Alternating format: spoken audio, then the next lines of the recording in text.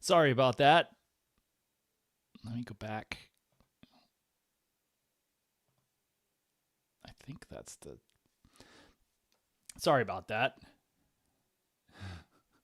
So that actually was worse than muted. That was device not selected correctly. Um, so as I was saying just to myself, um, it's kind of amazing that Artemis II is that that NASA has completed Artemis 1 and Artemis 2. I mean, it's 2026, and so I think a decade ago, certainly that was not the plan. But now we're kind of the question is, when are we going to see the next steps? There's gonna be time to recap Artemis 2 over the next weeks and maybe longer, but there's going to be a lot of questions about when the next steps happen, because it's more than just getting the next Orion and SLS ready and refurbishing the mobile launcher and stacking those and having those ready to launch. I think a big question is whether they can fly Artemis III with the hardware, that I guess is probably even better way to put it is we don't know when the rest of the hardware is going to be ready. And whereas something that I talked about during some of the live streams, I could see NASA flying an alternate Artemis III a year ago when Artemis III was the first lunar landing. I could see them flying an alternate Artemis III with just Orion and SLS. Now it's really hard to see that. They really need Starship and Blue Moon to be available. Otherwise, it doesn't really seem like there's a good option for flying that mission. And so unless we hear something otherwise, they're going to have to wait for a lunar lander to become available for Artemis 3. So yeah, basically I mentioned in the it had to have been in the stream on Friday that we saw a very similar feed from the Artemis 1 vehicle from the Artemis 1 Orion as it approached Earth on December. No, I'm mixing it. I mean, early December 2022, after that mission, and somebody had been nice enough to do a time lapse, and so I went ahead and did this because just capturing the streams here locally for my own reference purposes. And so I don't know if I have these sequenced correctly, but I ended up having to I tried going 60 times, and then I think these ended up being 180 times. And so this was the live Orion views, and that's what ended up happening. So I was actually kind of hoping we would get the the service module, crew module separation over here, but we saw them on the live mission coverage. So let me make sure I've got the right. And so yeah, it was black for a while, and then it went to they finally ended that stream. I don't know if that ended before splashdown or not, but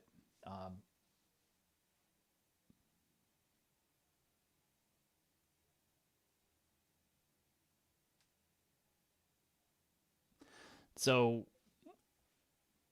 I'm not, we've been talking about this for the last couple of weeks, and it one of the things when I was getting this very short set of slides, it's just 3 slides, and it's kind of, I think these second 2 slides after this are really just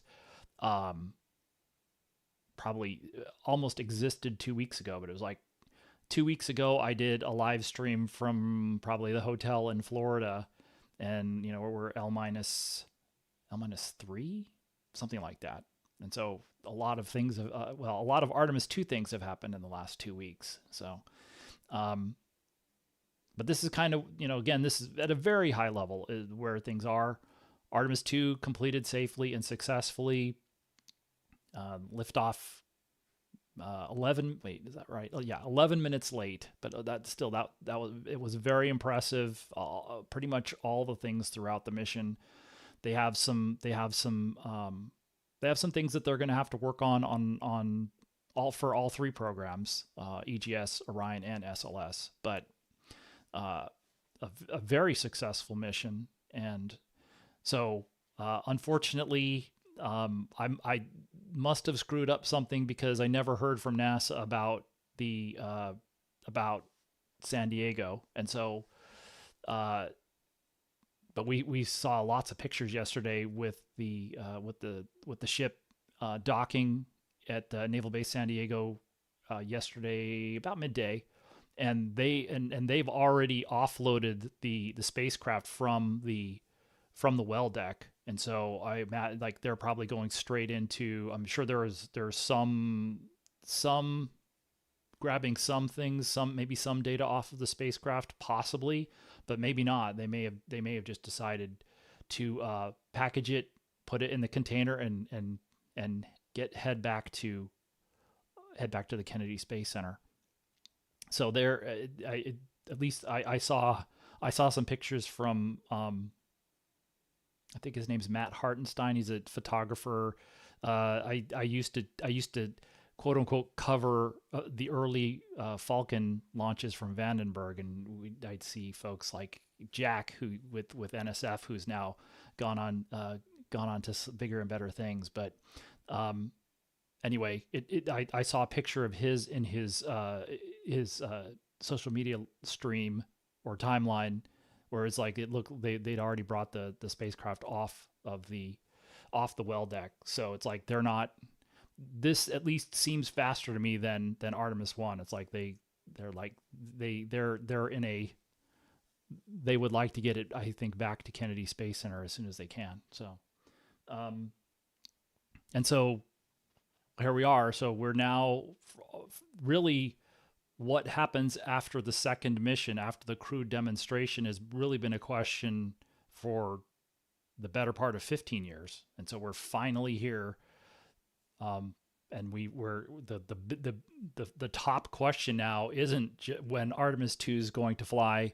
It's when, Artemis III is now first on the runway, and we have to find out we're going to have to find out where the three programs are post-flight, and then again, we at least have a little bit of an idea. So 2 weeks ago, I spoke with a few people. Actually, I guess it would have been 2 weeks ago Monday. So launch minus 2 days, we got a chance to talk with a few people from the different contractors, and I probably talked about this 2 weeks ago pre-launch.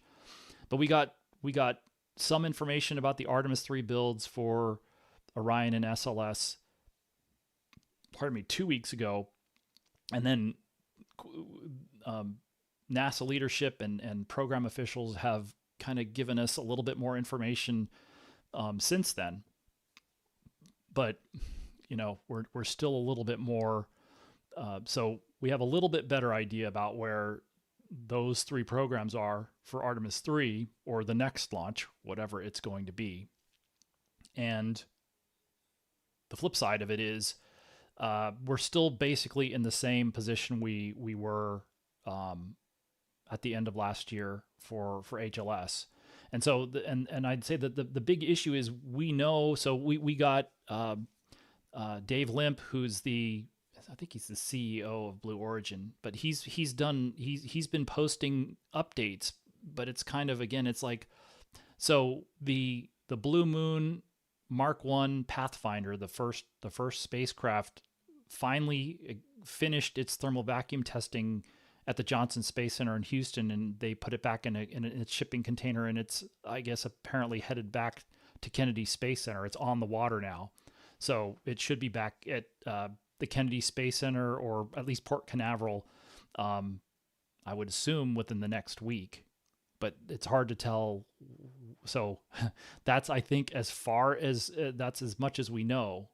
Is we know we know the very next thing that's going to happen. So that's why I'm kind of looking at this as like, it would be like going out on a trip and just looking at, just only looking at the next stoplight. It's like I'm only going to the next stoplight. I know I'm going somewhere, but I don't know anything else. It's like we just know the next stoplight. Spacecraft's going back to what is it called? The Lunar Plant 1 or Lunar Plant 2, and they'll get it ready for probably fueling, encapsulation, and eventually integrating with a launch vehicle. But we don't really have any schedule for when that launch is going to be. Now there's a New Glenn launch.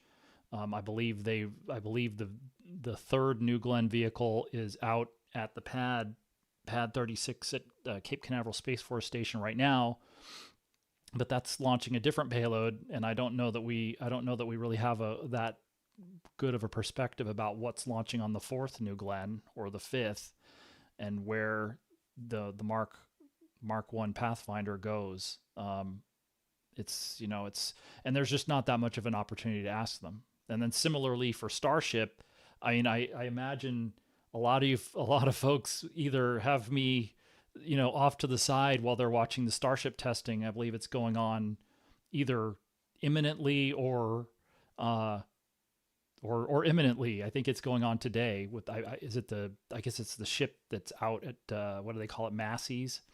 Obviously go over to NSF if you aren't already. NSF NASA Spaceflight has got, wall-to-wall coverage of that. And they're great. So, they're the place to monitor that. But big picture, they're going to do this first version 3 flight, and then we don't know what happens after that. And the pattern that we've seen in the past is again, it's one step at a time. And you hear, again, if I use my American football analogy, and actually you hear it in American sports all the time, the platitude of, just take it one step at a time. Well, that's great, because the thing is, we know, or one game at a time. That's great because we know what their schedule is. We don't know what the schedule is for Blue Origin and for SpaceX. So yeah, it's one thing to take it one step at a time when when the playoffs are going to begin. We don't know right now. And so that's that part of it. So, so let me go. So, in terms of sort of looking at, post Artemis II. So the mobile launcher, so we got some updates from, as I said, we got some updates during Artemis II about sort of status of the next Orion and SLS hardware. And then also Mobile Launcher 1, which is, again, the responsibility of Exploration Ground Systems. So Mobile Launcher 1 is still at Pad 39B, but it's been less than 2 weeks since the launch, and they're looking to roll it back to the VAB this coming week, sometime this coming week, give or take a day or two. I can't show, we don't have a live stream that I can show right now, but I was looking at the NSF NASA Spaceflight, their Space Coast live stream, and they have a shot of the mobile launcher. And again, one of those things that we talked about in terms of looking for signs about launch pad flow preparations for Artemis II. One of those things that happens before you move the mobile launcher is you have to bring those booster and engine service platforms back into the flame hole. So right now those are parked in between the launch position and where they would be stowed essentially during a rollback. And so that's going to be a precursor that we'll be looking for. And then again, the officials told us about the Crawler Transporter 2. It's just basically parked outside the pad gate, and they published a photo of that. I don't know I wonder if I have that, but it's basically ready to bring the mobile launcher back to the vehicle assembly building when EGS and Comet, prime contractor Amentum, when everybody's ready to do that. Now, a couple of things that I'd heard that they were contemplating doing, again, this would have been pre-launch, before they rolled back, were a few verification and validation tests. One of them we would be able to see from the Kennedy Space Center press site. Actually, I take that back, both of them. So they were talking about doing some crew access arm swings to do some more work on those. I don't know if you would call that necessarily a verification and validation test, but then they were also talking about doing something with the contingency pad access system, if you want to call it that. It's those two platforms that we saw one of them go up for just a few hours before the issue that we found out with the ICPS that caused the one Artemis I rollback that they had to do. So they didn't get a chance to finish that. And if they had to use the system to reset the flight termination system at the pad instead of rolling back, that would have served as the verification and validation test. And one of those questions, just in terms of getting a sense of what they chose to do and where they're going to do that, is just to ask that question. Probably if we don't see that, that just means they decided, well, we can pick that up anytime we go back out to the pad. So they might have time to do that. Maybe they do an Artemis III tanking test. Maybe they just do it as a part of the pad flow for Artemis III next year, presumably next year. So for the design of the mission, we have this big question that was, again, something that was discussed. Well, discussed isn't really the right word. Somebody asked a question and we got a little tiny bit of color from, I think in the case of where, ICPS or Spacer, from NASA Administrator Jared Isaacman, where they're talking about what orbit to use for Artemis III for doing the rendezvous and docking. Do they want to do a low Earth orbit rendezvous and docking test, or do they want to do a high Earth orbit, or maybe something in between? If they were going to do a high Earth orbit test, anything in the ballpark, so to speak, of that 24-hour orbit we just saw on Artemis II, they will definitely need an upper stage to do that.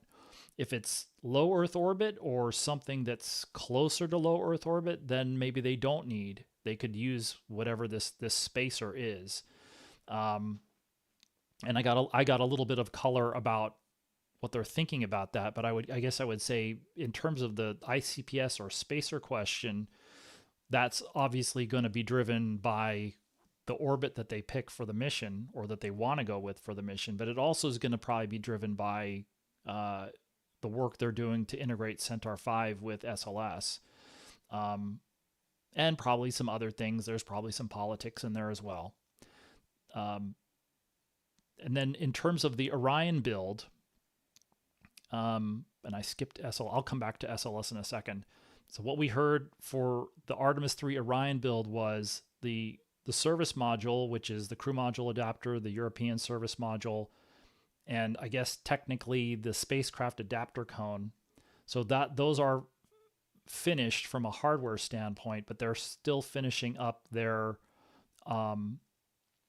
subassembly. Is it integrated testing? I mean, it's basically the testing that they would do of the service module. So they've finished a thermal cycle test, and they still have DFAT stands for direct field acoustic test, and they put these big speakers up around the module, and they blast it with an acoustic profile that like you would get during launch. So they need to do a thermal cycle test and a direct field acoustic test on the service module on its own, and then on the crew module on its own. Right at the end of March, so a couple weeks ago, pre-launch, somebody from Lockheed Martin said to me that there were some people in town, so to speak, to support not just the launch, but the thermal cycle test on the crew module. And so presumably that's complete at this point. The next major milestone for the crew module would be to mate it with the heat shield. And we'll just have to see how that goes from a processing standpoint. And then they'll put the back shell panels on it, and they'll get it ready for its turn in the direct field acoustic test.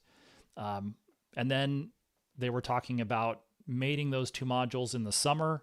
And then we heard a little hint about when they would hand it over to Exploration Ground Systems.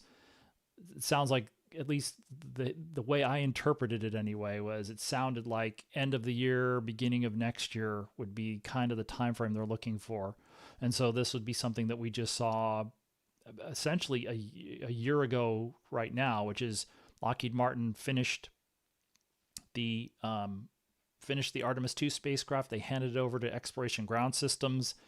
EGS spacecraft offline operations took the spacecraft over to the multi-payload processing facility, did all the fluid loading, propellant loading. Then they took it to the launch abort system facility, stacked the LAS on top of that, and then it went to the VAB to stack on SLS. So that would be maybe a quarter difference from what we just saw for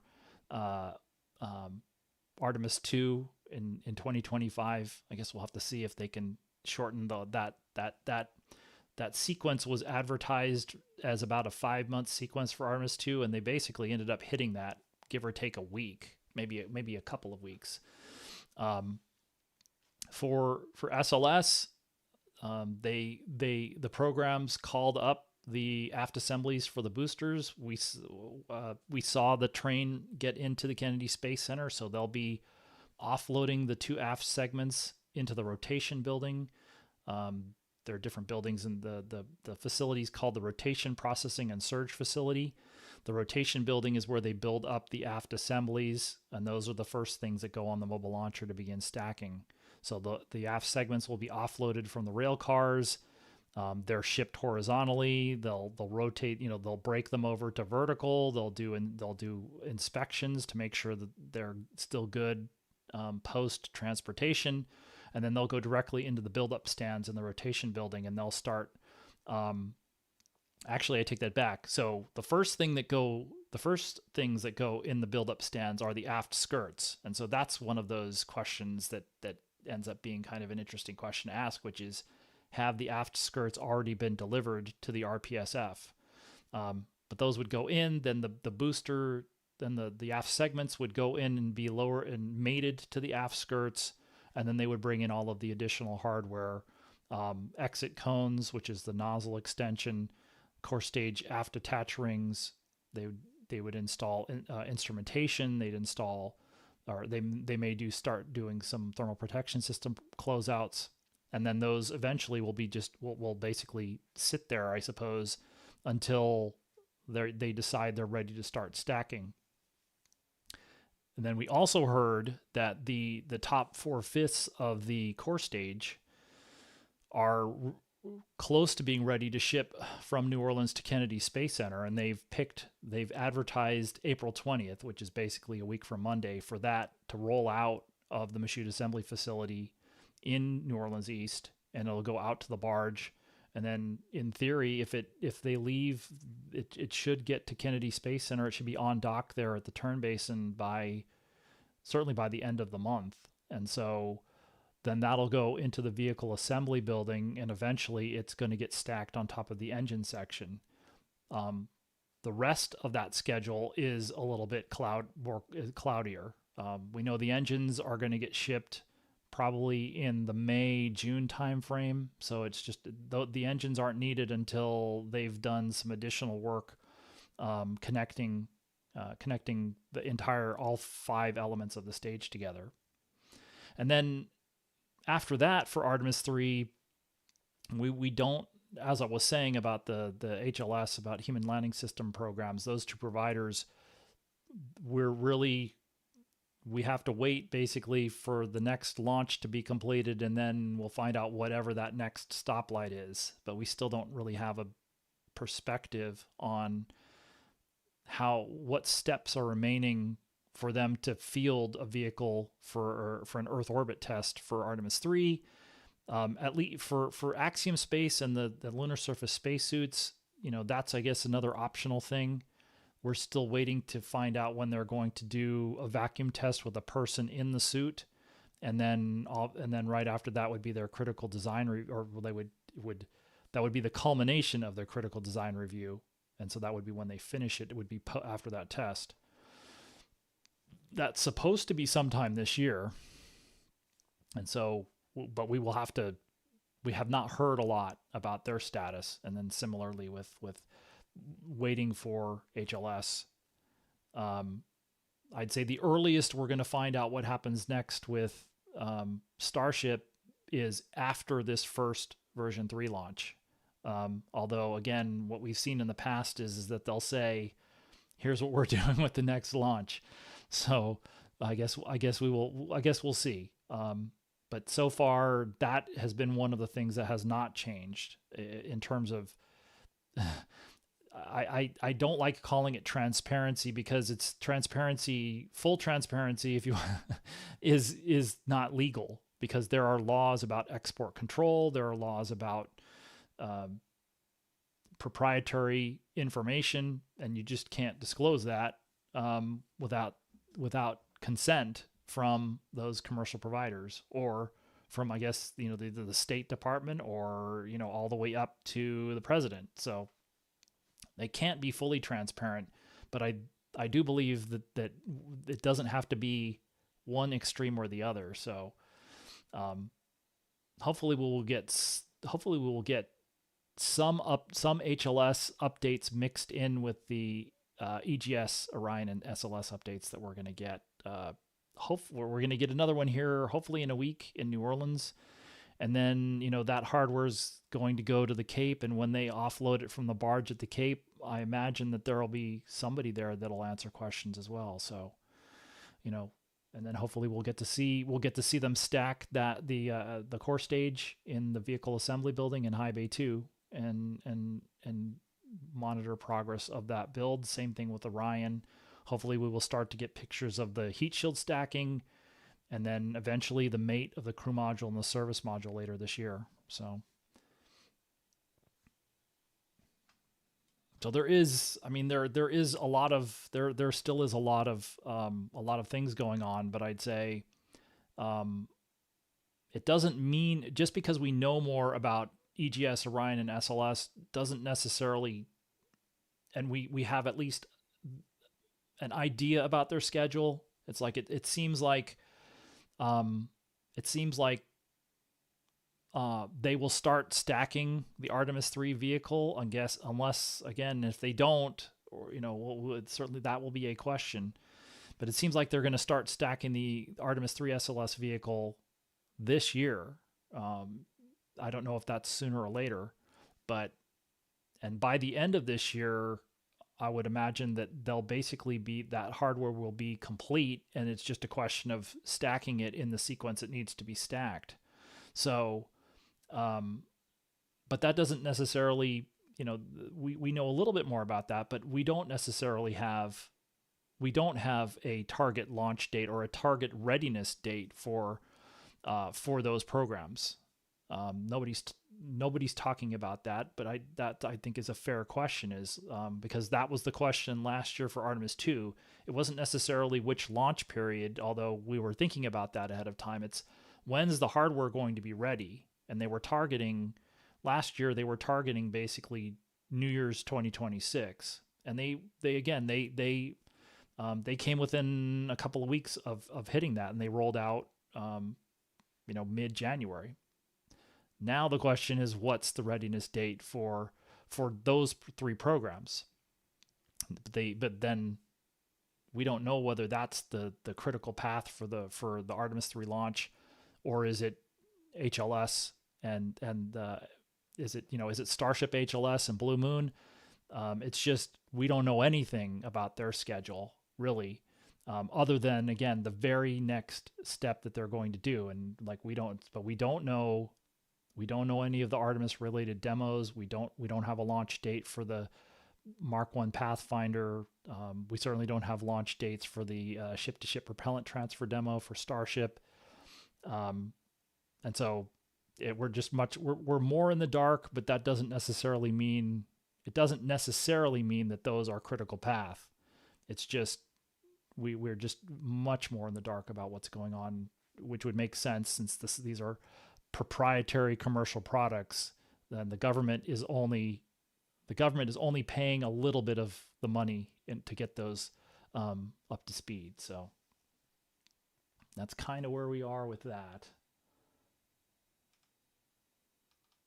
And so then in terms of, and then in terms of Artemis, in terms of Artemis II, there's just, there's a lot of, there's a lot of footage. The other thing that I had in here, which I went through, I think on a launch day, but these types of replays, it's nice that we get to see these. We got to see them so early. These were released, I think, this particular replay was released, I think maybe on the 3rd or the 4th, but that's probably I'm planning on doing something looking back at Artemis II, if not multiple videos. But it's just going to be a question of what other content there is. So, all right, let me go back to where I fixed my microphone. I think fixed it.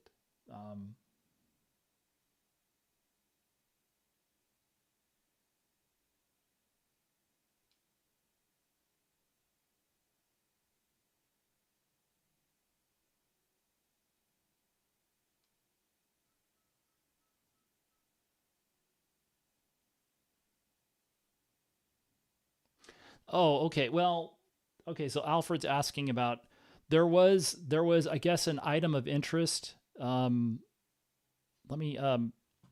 was one photograph released. I mean several, but there was one photograph released of the splashdown on Friday evening. Let me see if I can bring it up. And it was really just a question of what are we, I would call it an item of interest, just because it was like, well, what is that? Rather than necessarily projecting what it might be. Obviously there were questions about the heat shield for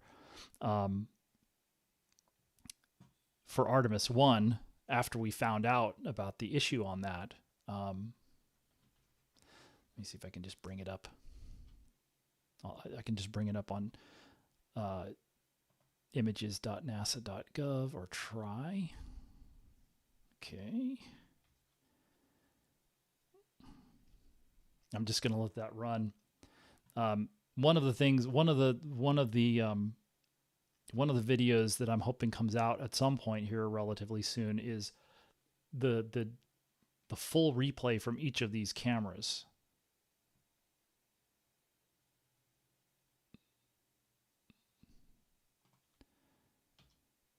All right, well,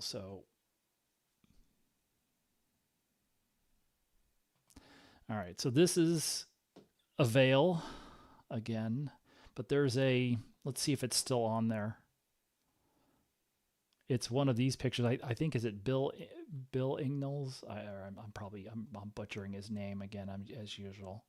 But you could see him on the on the deck of the recovery ship not yesterday, but Friday. Let me see if I can grab it from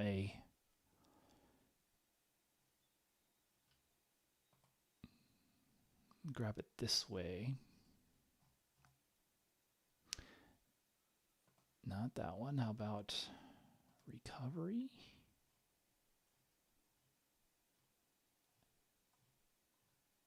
So now these are going back to training. Okay.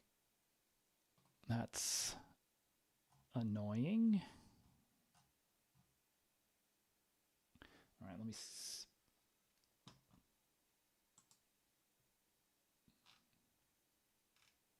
I'm going to have to do this.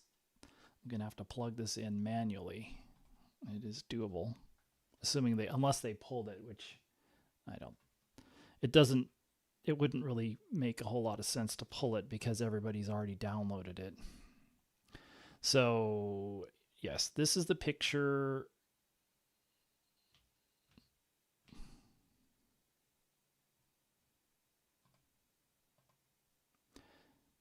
So you can sort of see a little bit of discoloration with but if you expand it, no, not like that. So you can see just a difference in the coloration here around around the edge of the base heat shield. And so looking at that, it's not it's just a question, well, what is that? And so let me see if I can find, I guess I am gonna have to put that over there. But NASA Administrator Jared Isaacman put out somebody asked him about it, or he was, I don't know if he was responding to just some of the things on social media, but it was a really good post. It isn't necessarily that they know exactly what it is, but I think he was at least presenting, this is kind of what we think it is right now. So I just need to find that post. And so in the meantime, I can go back to that.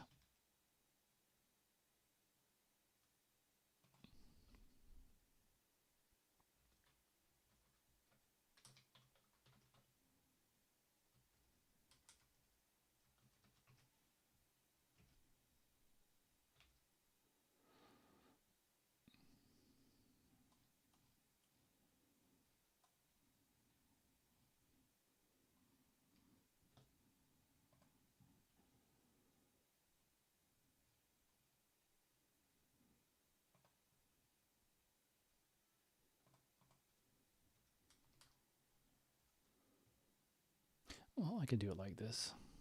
I guess I will do it like this, just because it has the picture above it. So he's responding to, there was a post by Eric Berger, who's the reporter from Ars Technica.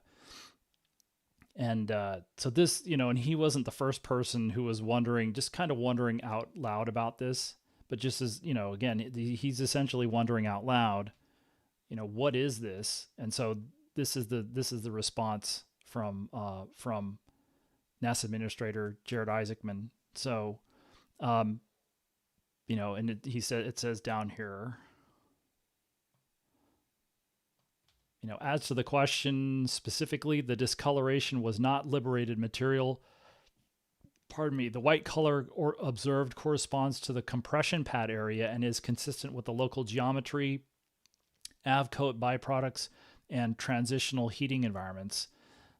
We observed this behavior in ArcJet testing and expected it in this compression pad area. So it is still interesting, since it's hard to see. There are 4 compression pads because there's 4 locations where the spacecraft, where the crew module and the service module are bolted. And so I wonder if I have. So now what I wanted to go bring up was the separation, if I can find it.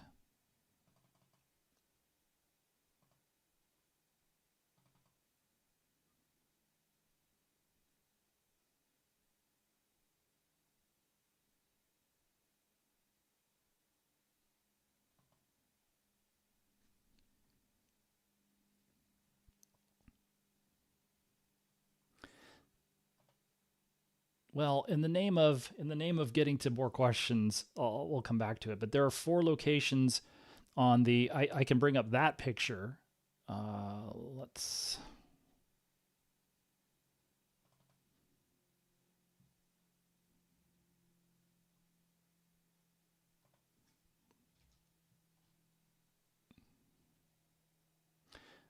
It's a picture of the. So this is a shot of the, let me clear that. This is a shot of the Artemis II crew module just prior to mating with the service module. And you can see these 4 locations here with the assemblies already attached. So these sort of things that look like feet almost actually stay with the service module when they're separated. But they have the explosive or the separation bolts are in between there. And there's a sort of a cross section of the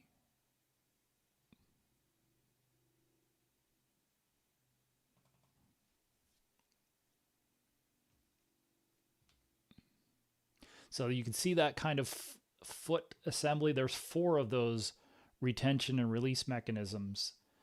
They use that terminology, retention and release, for different connections. So there's like 6 of them that connect to the launch abort system tower to the crew module, and then those are separated. Those are separated obviously early in flight, but you can see this is that kind of foot assembly, and the compression pad is a kind of material that because that's an opening in the heat shield. And so the bolt, they had an issue with one of the bolts on Artemis I, where when the separation occurs, the rest, the part of the bolt that stays with the crew module is supposed to recess completely below the outer mold line here. So you can see the heat shield. It's supposed to drop, retract, so to speak, in below the compression pad, and one of them was sticking out on Artemis I, and so that caused some additional damage, and that was something that sort of got lost in the whole avcoat, what would you call it, investigation. So it was a separate issue from the performance of the avcoat, the char loss that they saw on the avcoat as a separate anomaly, so to speak. And so I think sort of heightened the interest in that smudge that you see on the picture, or whatever it happens to be, because it's in the location of one of those compression pads, those connection points between the crew module and the service module. So I think that was kind of what the brouhaha was about for that.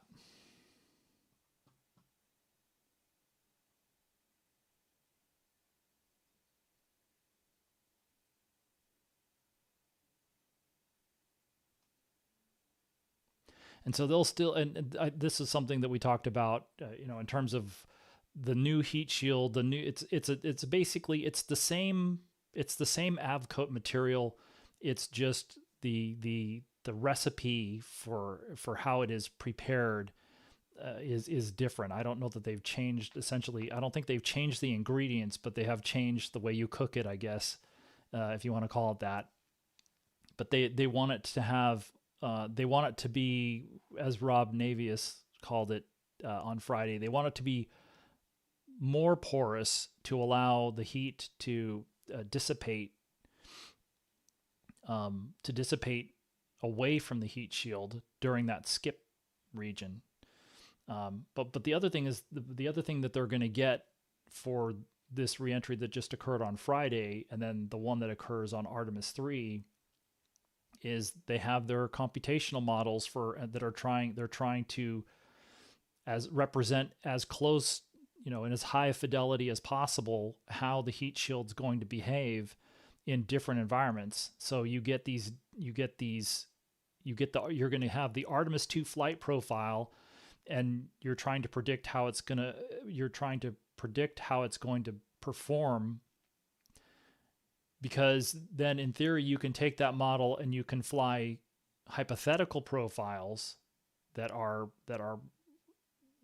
more taxing, have higher thermal loads, where you can explore the edges of the envelope and try and get a better idea about how much performance and how much margin you have for the avcoat in this block design versus the honeycomb design, where they injected the avcoat into these hundreds of thousands of cells, which is what they did on Apollo.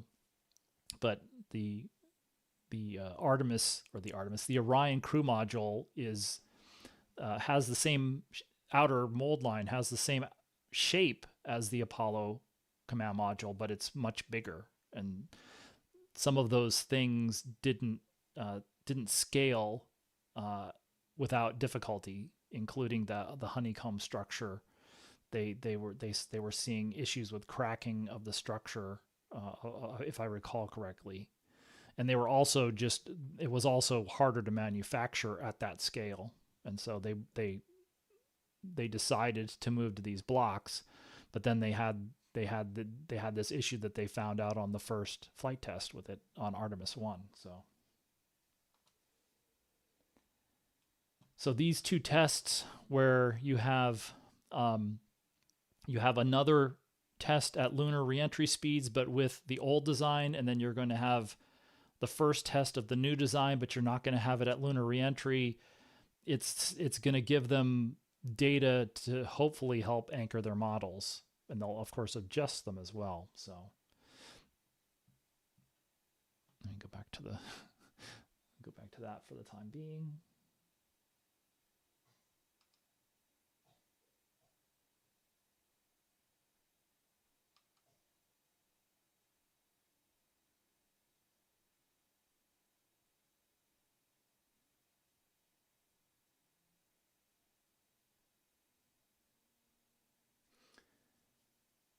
See, so Mark's asking about. I mean, there are several pictures of. So yeah, Artemis II in eclipse. I guess that's a little bit harder to narrow down exactly what. I wonder if we can do this. Artemis II lunar flyby. Should get some pictures. So I'm not exactly sure.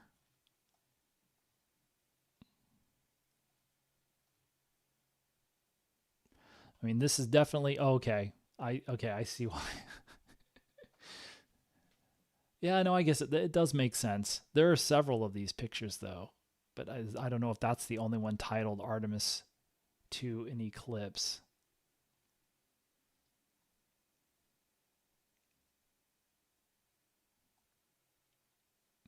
Some iconic pictures there, but we can so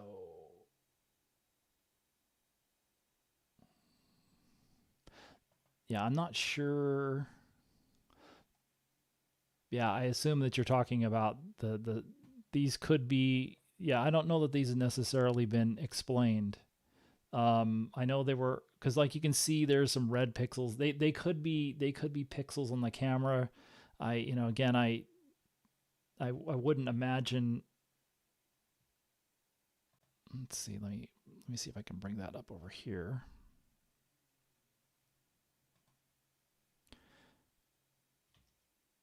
So let me go back to the, just so this is this image, the 9301 image, and so they all have that prefix ART002E, and then they'll all have not necessarily sequential numbers, but they'll all get one of these numbers.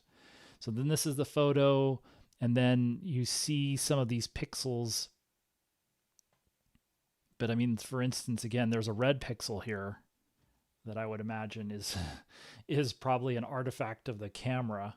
It's probably not a smudge on the window, but there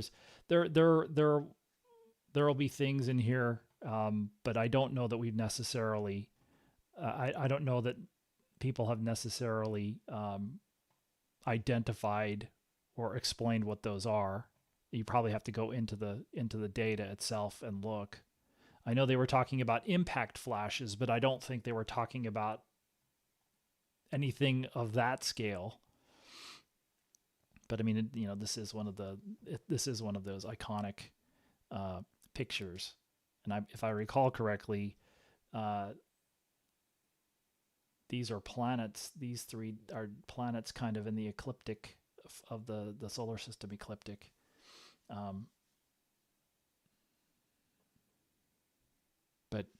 Yeah, one of those iconic pictures from the mission.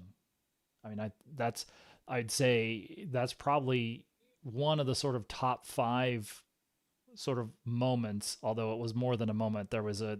I've been trying to um, go back and timestamp or mark off periods of the mission, and that there's this period um, of about half an hour during the eclipse after the sun's gone behind the moon, and where the you hear Victor Glover talking about how difficult it is to describe what they're seeing, and that was, I think, one of the highlights of the mission for me, was just listening to them. They just sounded gobsmacked, so to speak, and I think at least at least one of them said, I think at the time, that it's like the pictures are close, but they in a lot of respects don't necessarily do justice what they saw with their own eyes.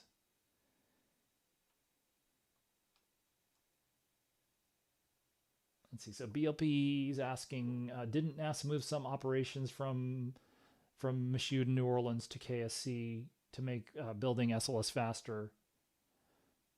Yeah. So what they did was they moved engine section integration to engine section integration and final assembly to the Kennedy Space Center. And originally they were going to do those in separate locations, but they've now moved all of their operations into High Bay 2 of the vehicle assembly building. And so they will outfit the engine sections and then stack them in the one cell that they have outfitted so far.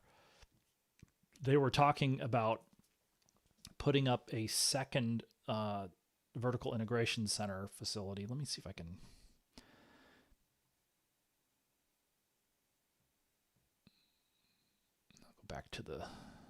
Go back to that for the moment.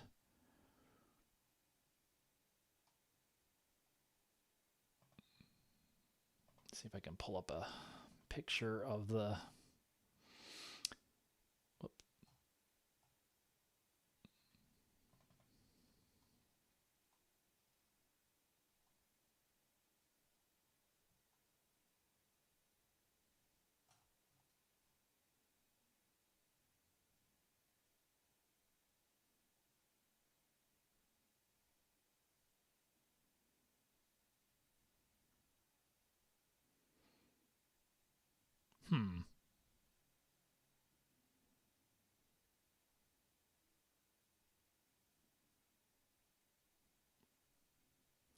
Well, that's a little disappointing, but I'm pretty sure I can find it in a different place.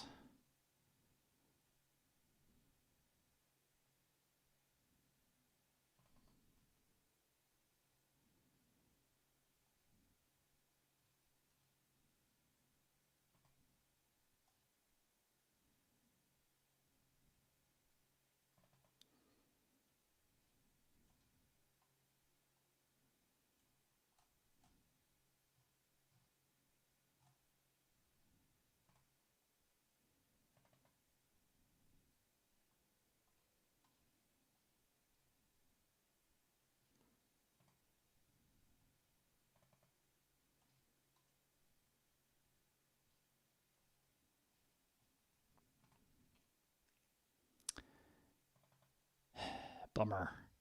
A little bit not quite as easy as I was hoping it would be. But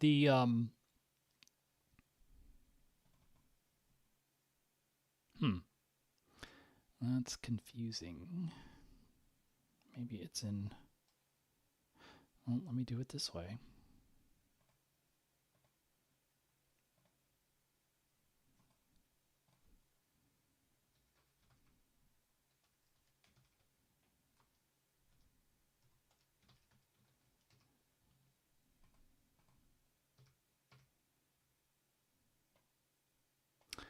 Oh, okay. Well, that's a little annoying, but I'll take it if I can.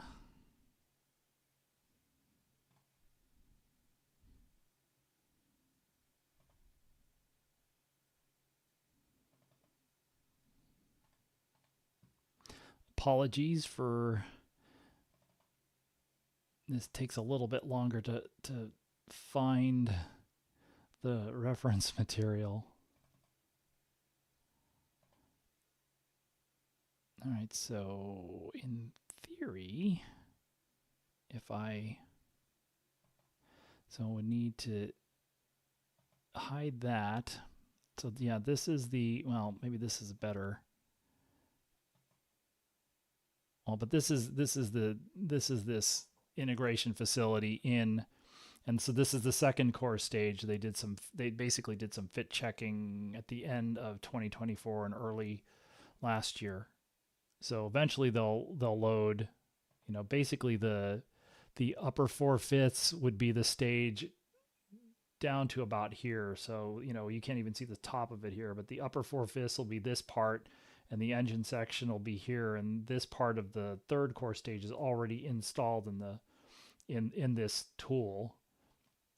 But they also want to build another one, basically where you're seeing this from the camera. They would want to build another. It wouldn't necessarily be as it wouldn't necessarily support final assembly, but it would support basically vertical storage of another unit, and so that they could continue to get farther ahead in builds. So you know, if for whatever reason they weren't ready to stack the Artemis IV vehicle, or even maybe the Artemis III vehicle, they could leave. If they had another storage facility, they could move this over to a storage cell and then build the next one in this cell.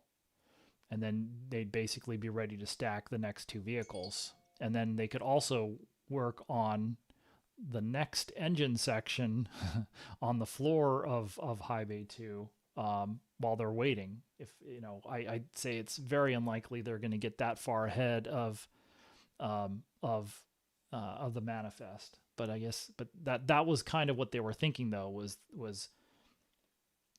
to be able to get to be able to have a little bit of surplus inventory. Again, that would be a goal, not necessarily, you know, we'll have to see how things go with that.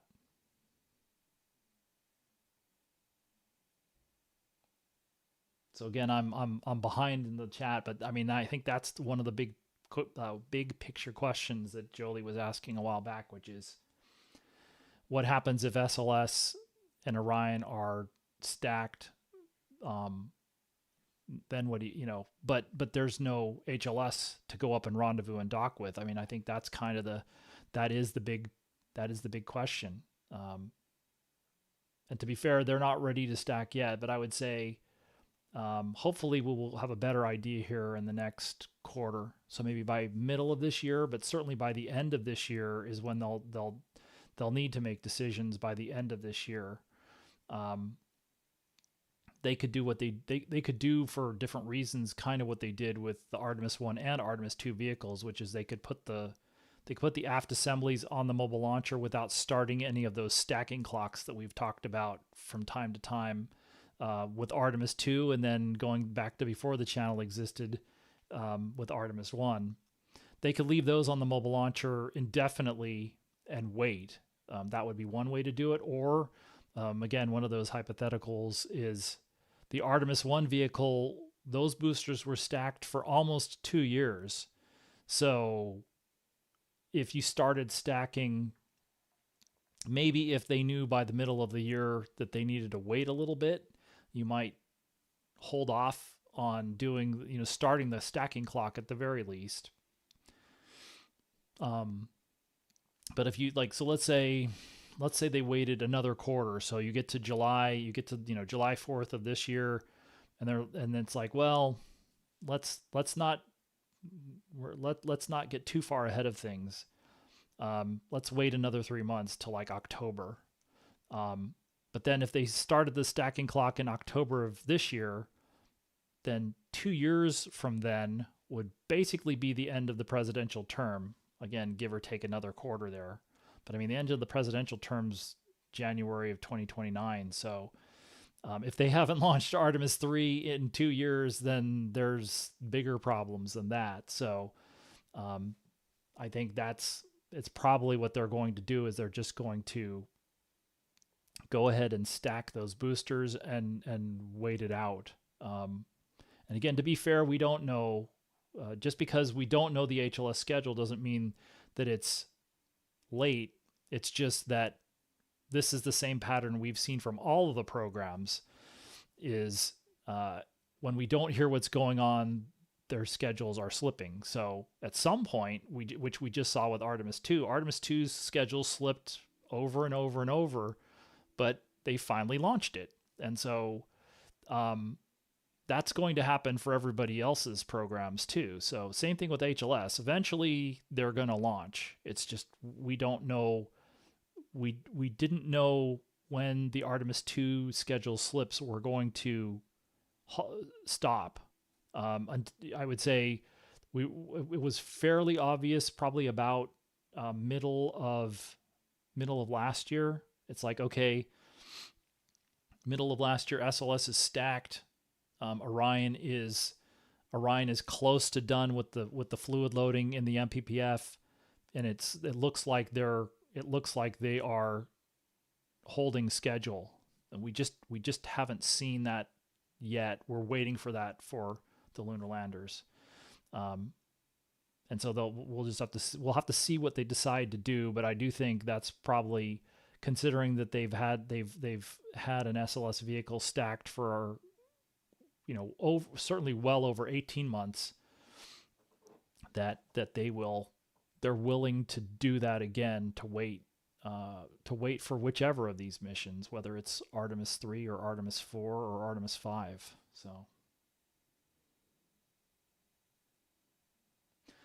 So Bryant was asking again. I'm falling farther and farther behind, but Bryant was asking, what is a spacer? So a spacer would just be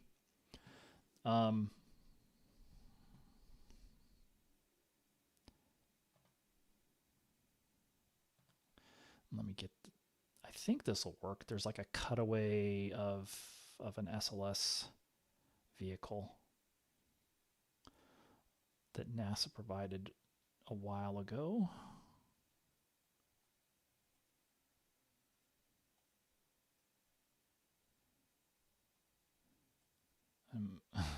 And of course I've lost it. I've just lost sight of it.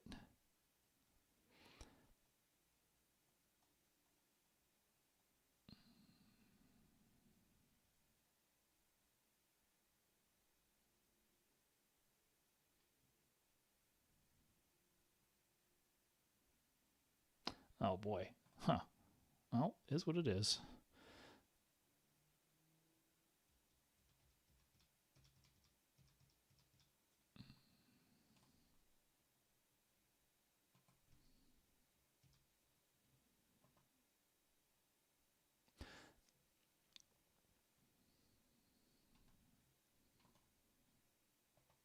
This might be too, I may have to zoom out a little bit. Not too much, but a little tiny bit.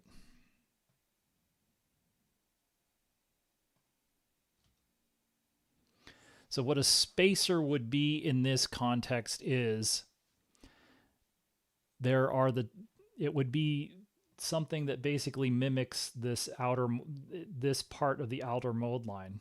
It would just have to have the same dimensions as the ICPS liquid hydrogen tank, and then you can see these kind of ribbed sections above and below. Those are, again, similar to the exploration upper stage. So you have the liquid hydrogen tank, which is a barrel and two domes, and then those have essentially these rings that have stiffeners on them. But you would just need something that exactly matches the dimensions of this. So the ICPS liquid hydrogen tank diameter was approximately 5.1 meters. It would need to be exactly whatever the ICPS um, outer mold line is, and then you would need another Orion stage adapter, and you would need another launch vehicle stage adapter. Although you could use these for Artemis III, but that's what you would need. Is you just need something that mimics that. And then the question is, do you also need to mimic the mass properties of the ICPS? And again, since hydrogen is so, or maybe the better way to put it is, oxygen is so much more dense than liquid hydrogen, liquid oxygen much more dense than liquid hydrogen. The center of gravity of the ICPS is down here, closer to the oxygen tank when it's full. So the question is, you don't need an engine, you don't need the RL10B nozzle extension device or deployment mechanism. So you don't need the you don't need anything. You don't need any of this, but do you need some sort of ballast or something like that or not? Because if you take the mass of the ICPS out, you're probably cutting your payload requirements to orbit more than in half. And so then in theory, assuming you can find a suitable disposal trajectory for the core stage, you could put it would be an interesting question to see how much payload, or well, not the other way around, how high of an apogee could the core stage put the Orion without a significant part of the ICPS mass there. So, but that's what they would do. So you could either buy another Orion stage adapter and launch vehicle stage adapter for the fourth build and use the real ICPS on that one if you're making the spacer choice, but then use the existing ones that are already built for the spacer. So the options are, if you go with the spacer, you fly the spacer on Artemis III, you fly the real ICPS on Artemis IV, and then you fly Centaur V on Artemis V. If you go with the ICPS on Artemis III, you would then begin flying Centaur V on Artemis IV. The balance that they're going to have to strike, though, is if Artemis IV is only 2 years from now, can they finish all of the things that they need to do to integrate Centaur V with SLS in the next 2 years? Because it isn't just the integration. You then have to fabricate the parts. You have to stack them on the mobile launcher. You have to hook up. You have to assemble the umbilical for the Centaur on the mobile launcher, and before that, you're going to have to do some design work on that too. So there's a decent amount of work that would need to be done, and so if you were to defer that to Artemis V, that would give you upwards of another year's worth of time to get that done. And that, again, there's probably pros and cons for that too.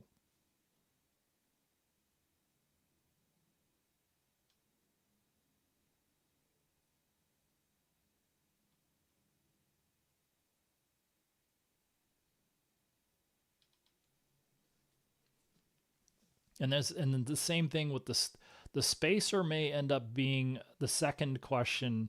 The spacer or ICPS may be the second question, whereas the low Earth orbit versus high Earth orbit may be the primary question for Artemis III. It depends, because then the other thing is, if they're looking at Centaur V and going, we need more time, that might drive you down. That might be the driver. So it could be, maybe it's a Centaur V. I don't get the sense that it is, but it, to me, would be something would be a watch item in terms of how messy or not messy does that look. If it doesn't look like it's going to be a big deal, whatever that means. But I mean, if it doesn't look like it's going to be, maybe a better way of putting it is, if it looks like putting Centaur V on SLS is going to be straightforward, then and it's feasible to fly it on Artemis IV, then you don't, then you look at You don't look at a spacer. But there are some other things too, which is for a high Earth orbit test for how will Starship and Blue Moon support a high Earth orbit test? Does Starship need to refuel for that test?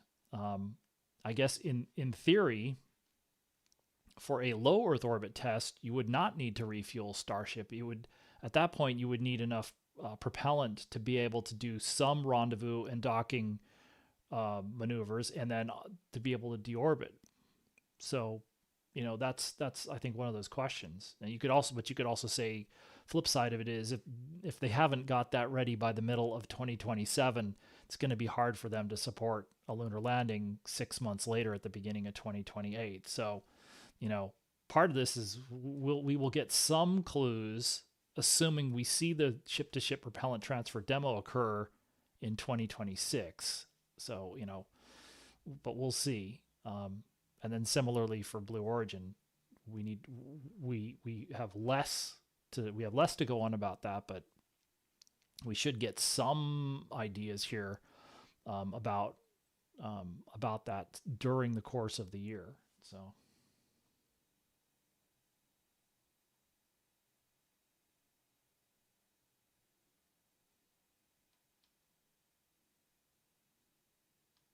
Oh, I lost it. Shoot.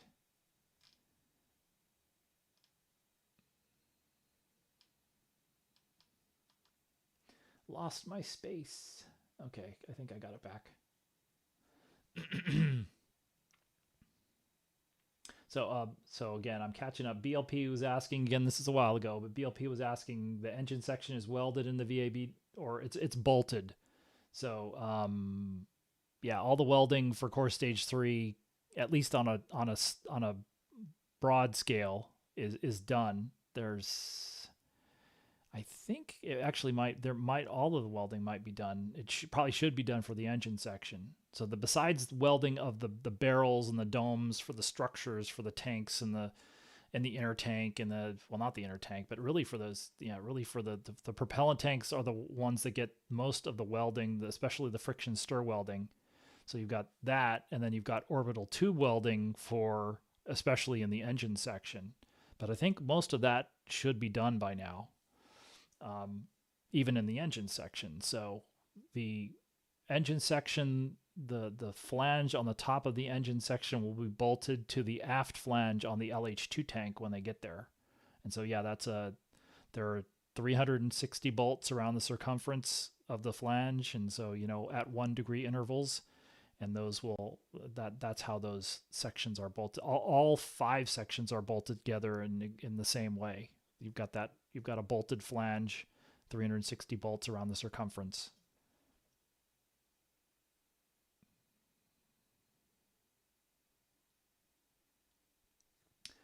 John was asking again a while back, do you think it'll fly with a crew of 4? Heard some rumors that it might only be a crew of 2. I think it would seem like, especially for a low Earth orbit test, or really actually just an Earth orbit test in general, that having more people gives you, having a crew of 4 gives you more backup and more ability to multitask for these flight test objectives. And if, for example, if they were going to do a test flight like Apollo 9, where you weren't just having the crew open up the lunar lander and go inside and bounce off the walls for a few minutes and then close the hatch and come back in, and then you set the lunar lander free and you're done with your test. The Apollo 9 test would be for 1 or more of the crew members, and again, I would think for redundancy or backup, or again multitasking purposes, you would do it the same way you do a lunar landing mission, where you would have 2 of the crew stay in Orion, a surface crew would go to the lunar lander, so the other 2, and then the Apollo 9 test, you would separate the 2 crew in Starship or Blue Moon would separate from Orion, back off hundreds of miles, and then demonstrate a far field rendezvous approach, proximity ops, and docking again with Orion. I just don't know how realistic that is in a year to whether they have whether they will have a version of HLS that can support all of that in the next year. They don't need for Artemis III, the lunar lander prototypes don't need to support landing. They need to support having crew on board. They need to be crew rated by that time. So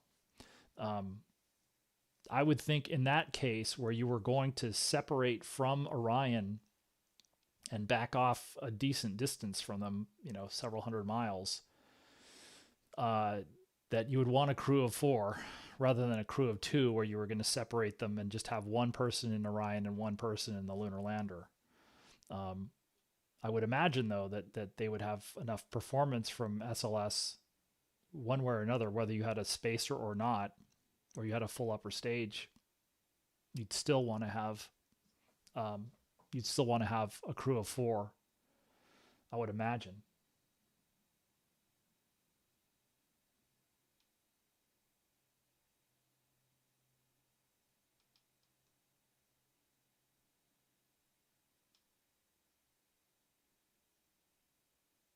So Jacob was asking how many shuttle SRB segments are left.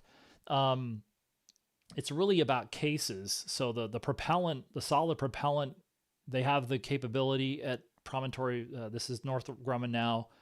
They've inherited. Well, that's not true. They bought all of the ATK, which then became orbital ATK facilities in the northern Utah. So this is hour and a half north of Salt Lake City, northern Utah. It's called the Promontory up there. They have the production facilities there to mix and cast solid propellant into empty cases, and so they have enough cases to support a total of 8 SLS 5-segment boosters. So that would be 16. Is that right? Yeah, 16 boosters, 2 per flight. So they could go all the way out to the 8th SLS launch and support that before they would run out of cases, and they would need to bring online the BOLE, which stands for Booster Obsolescence and Life Extension, but the next gen boosters. But that's still a question mark, because of course whether SLS flies 9 times is a question mark at this point. So.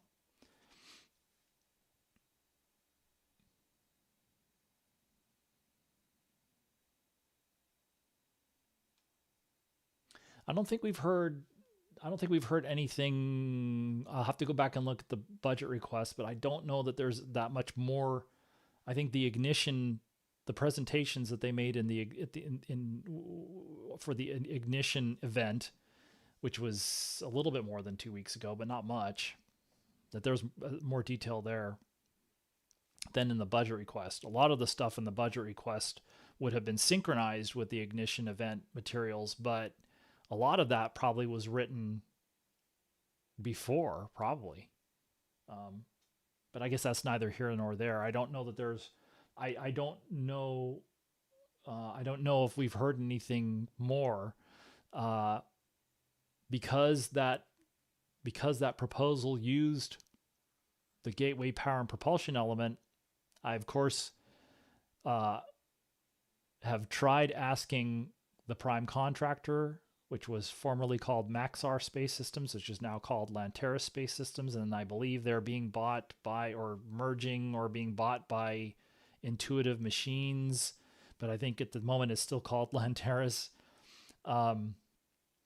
They're not saying anything, and again, it may be that they can't say anything, but they're quiet.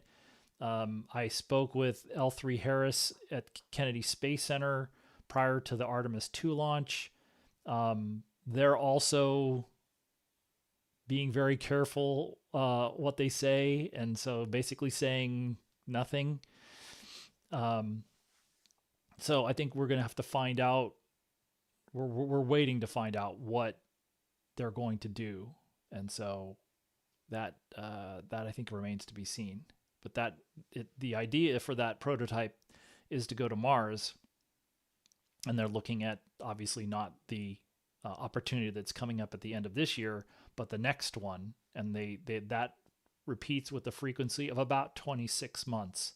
So they're looking at, again, also because it's a political thing and because it's this presidential term defines the deadlines for a lot of things.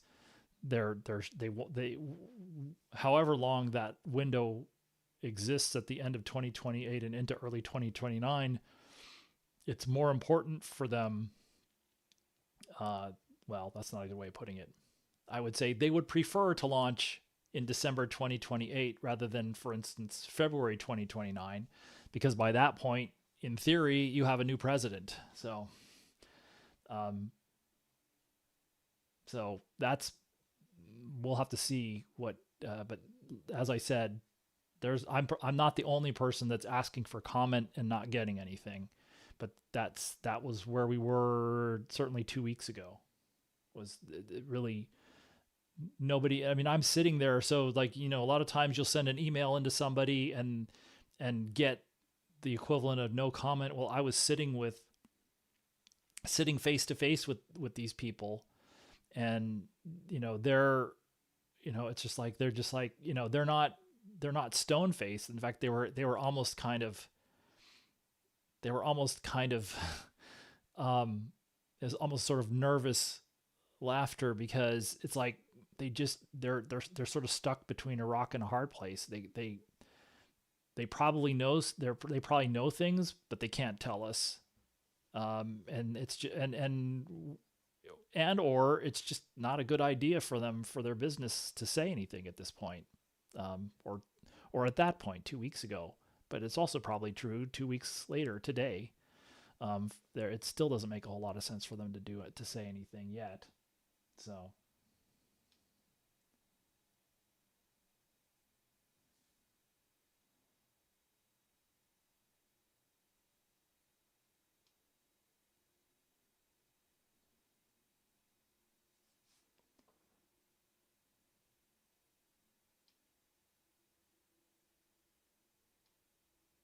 Yeah, so I'm catching up.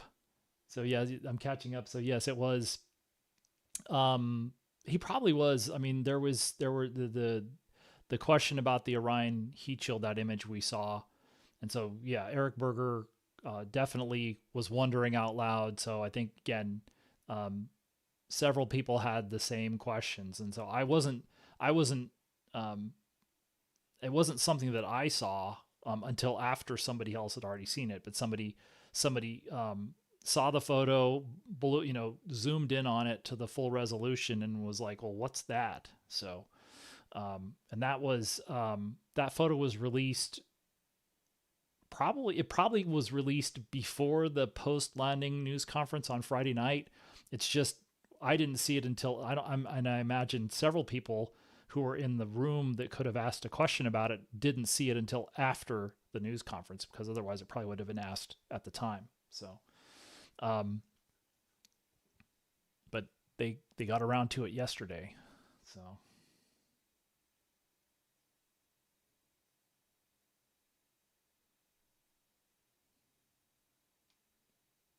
Yes. So yes, there was,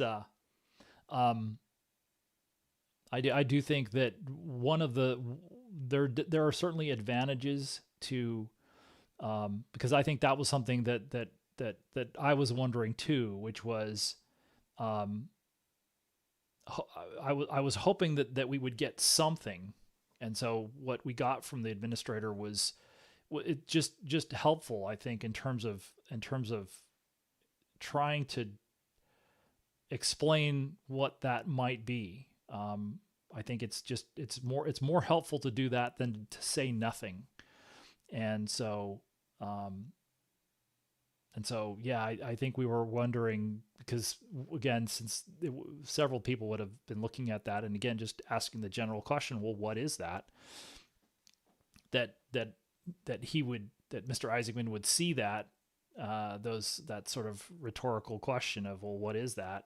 And be willing to share what he could at the time, and he was, and that was, again, I think that's a better, just my opinion, a better way to handle it than to not say anything at all.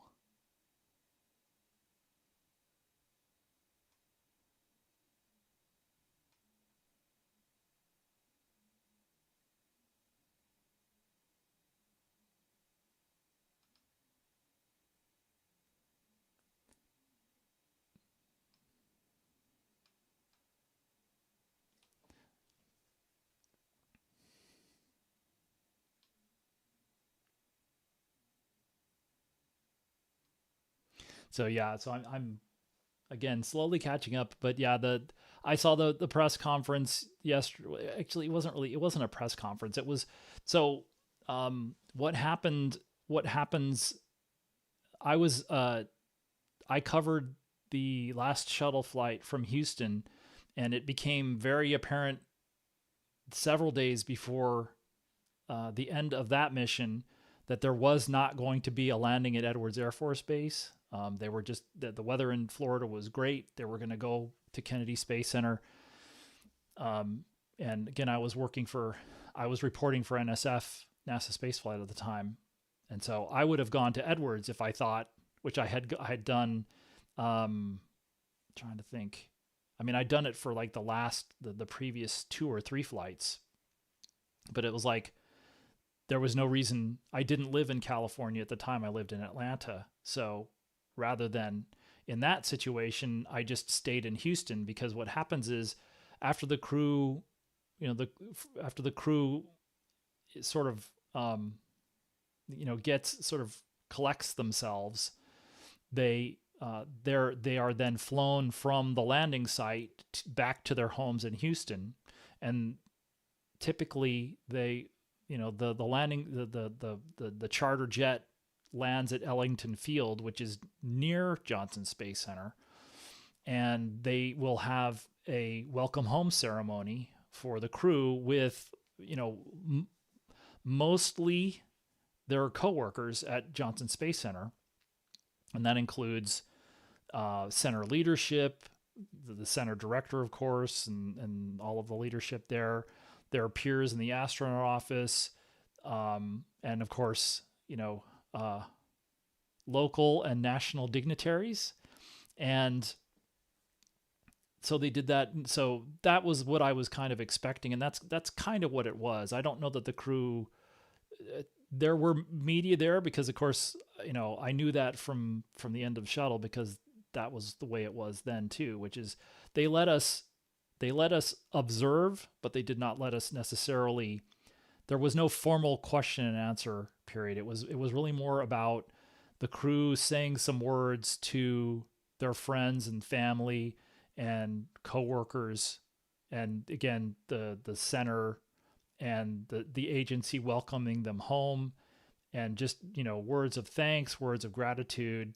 And of course, this crew is just, as has been said multiple times, this is going to be a very hard act to follow. It doesn't mean that that the Artemis III crew won't. It's just this crew is going to be a very hard act to follow. And so I think that was another thing that stood out, not just during the mission though, because we've seen them interact with the media, and but the crew's just been great.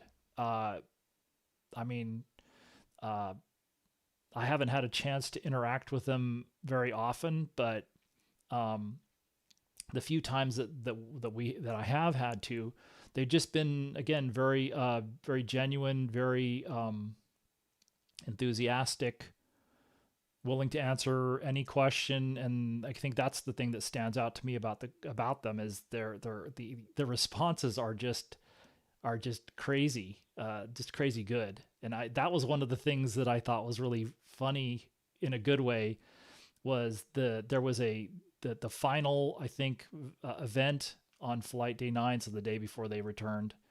They did that event with congressional leadership, and they answered questions from them rather than, and I think I said at the time, it had more of a flavor of a congressional hearing than a political rally.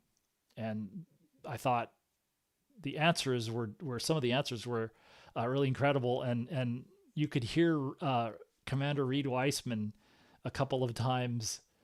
Just his reaction to some of the responses, I thought was hilarious, just because they were so good. And so he was kind of blown away by, I think, one of the answers from Victor Glover, and I think another answer from Christina Cook.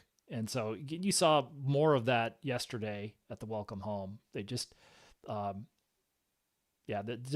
a really good, a really good crew, in the sense it's the things that we see. We don't really get to see them fly the mission. So it's all of the other things which are important in terms of public relations and being they are the face of NASA right now. So and it's hard to see anybody doing a better job than them, especially in that role right now. And I thought they just did a great job.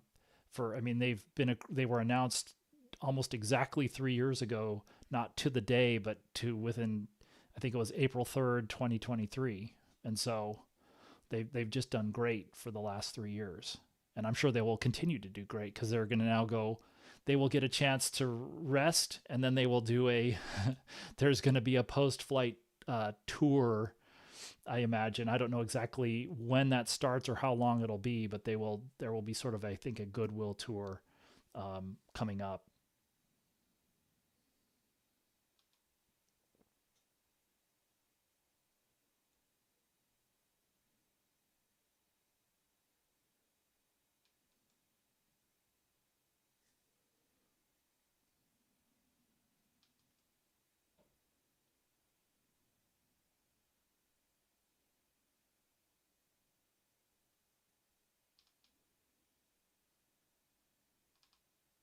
Oh, I lost my place again.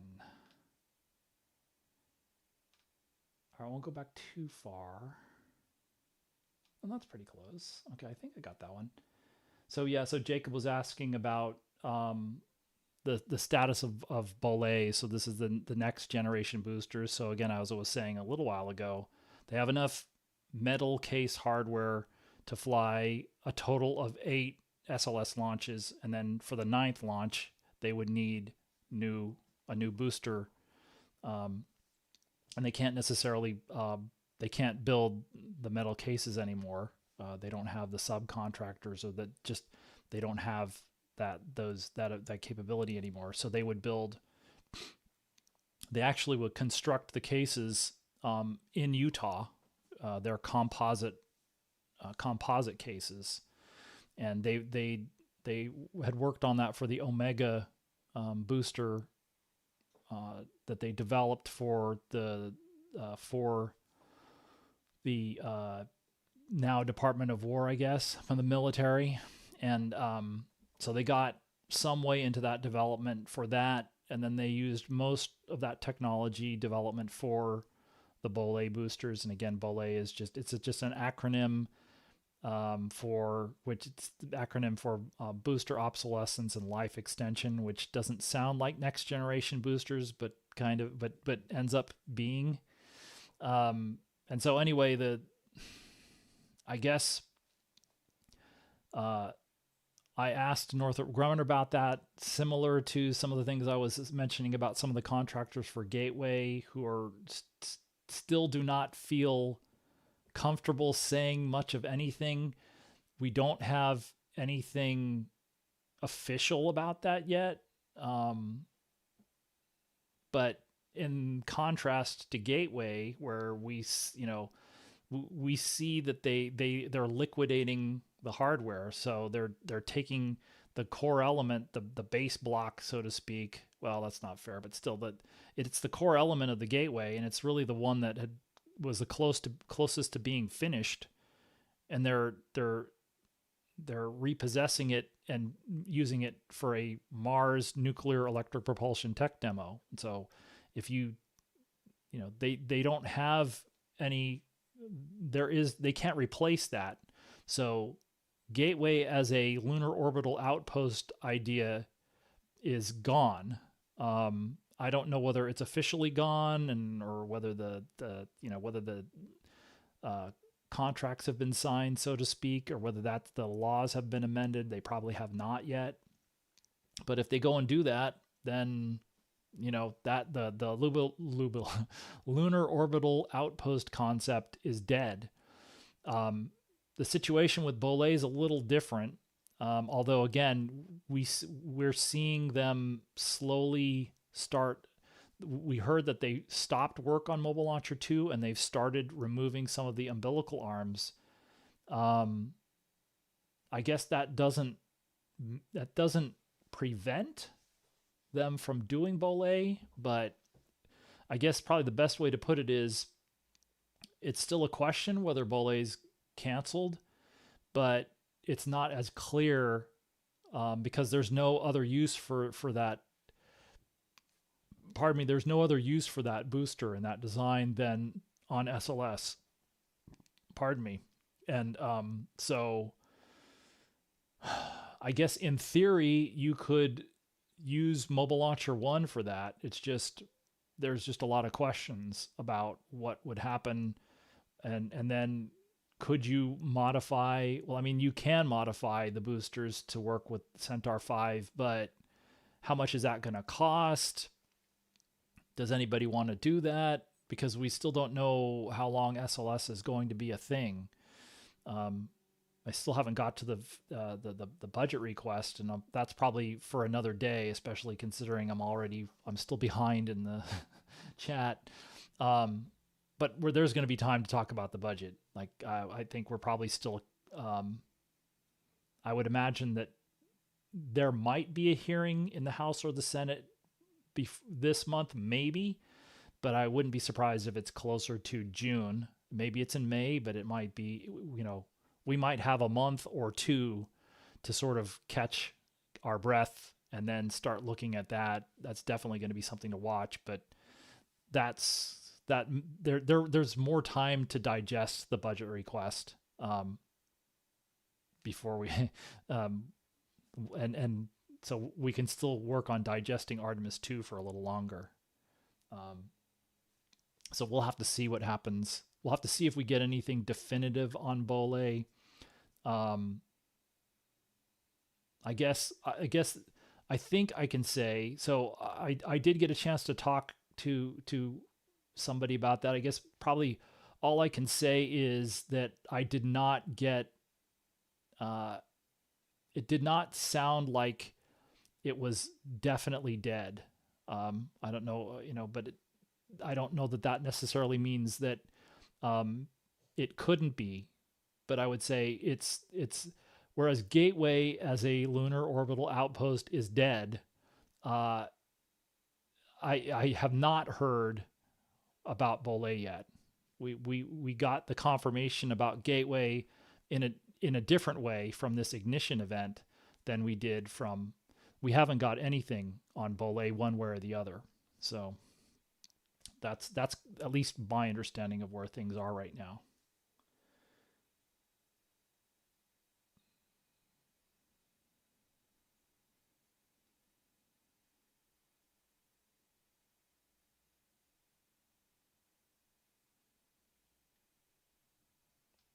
So yeah, let's see. Waffle Champ's asking a little while. I'm slow against. I am kind of catching up, but yeah, I think that's the big picture question right now. It's like not necessarily forget about Artemis IV, but in the next year or so. So I don't think anybody was talking about flying Artemis III in April of 2027, but they said mid. So mid 2027, not mid by itself, but mid 2027.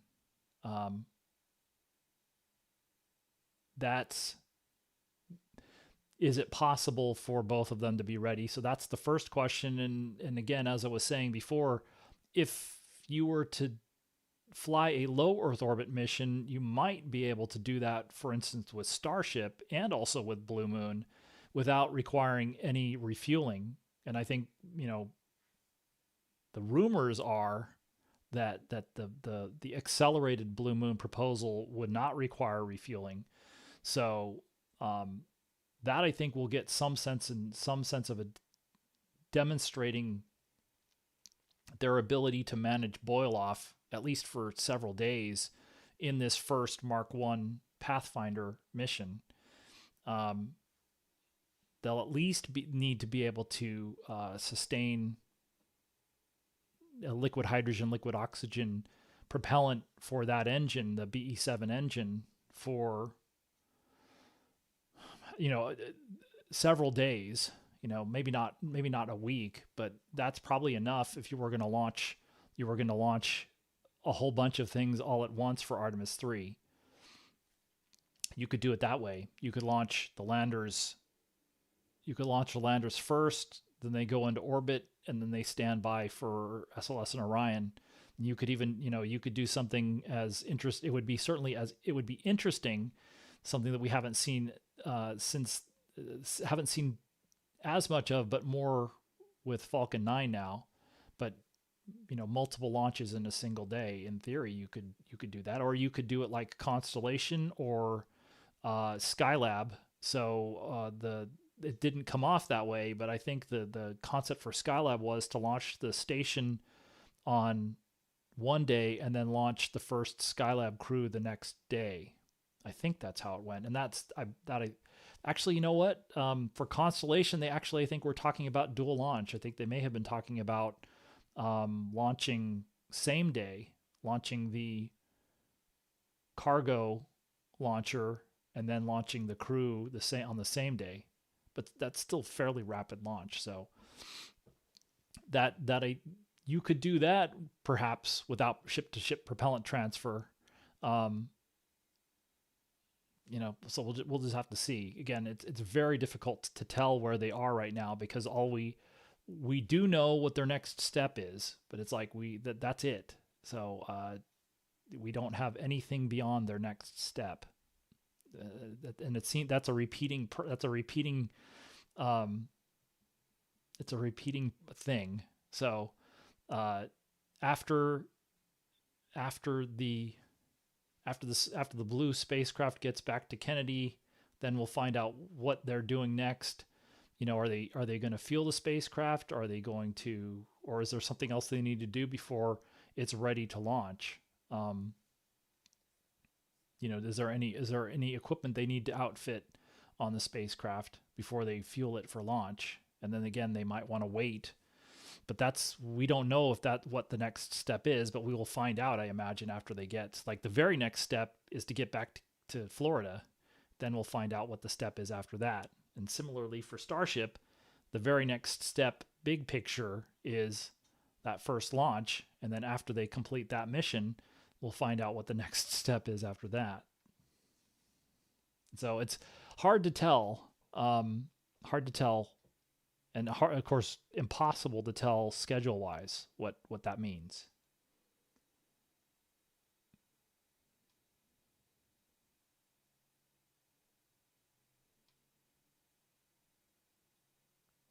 I don't know. So Psycho's talking about Northrop Grumman supposed to do the second Bolle test 6 months after the first. The 6 months that I heard was that there was a 6-month period where they were going to be doing sort of a deep dive into the data from that first demonstration motor. They were talking about doing a preliminary design review after that first demonstration motor, but I think even at the time of the test, so before they fired the motor and we saw what happened, they'd already completed the PDR. But they obviously are having to incorporate changes. I'd have to go back and look and see if they gave us a timeline for the DM2 test. But I think now they were talking about talking about 2 demonstration motors with an option for a third, and that had changed from 5 years ago, where they were talking about 3 demonstration motor tests and then 2 qualification motor tests, which was similar to what they'd done with the 5-segment boosters and going back to shuttle. But at the time of the test last year, it was 2 demonstration motors with the option for a third, and I think probably, again, setting aside all of the questions now about the future, if they're going to continue that I think they're probably definitely, it seems much more likely they're going to do 3 demonstration motors and then 2 qualification motors before they would be ready to fly. Or, well, ready to certify it for flight anyway. But that's what they were talking about post-test, was that they were going to look at the data for 6 months. I did ask about that, but we haven't heard, we never got any kind of a 180-day report about what happened. And so, there are some aspects of this that are similar to trying to get information out of SpaceX and Blue Origin. So it's just we haven't got any we haven't got an update on Bolay, let alone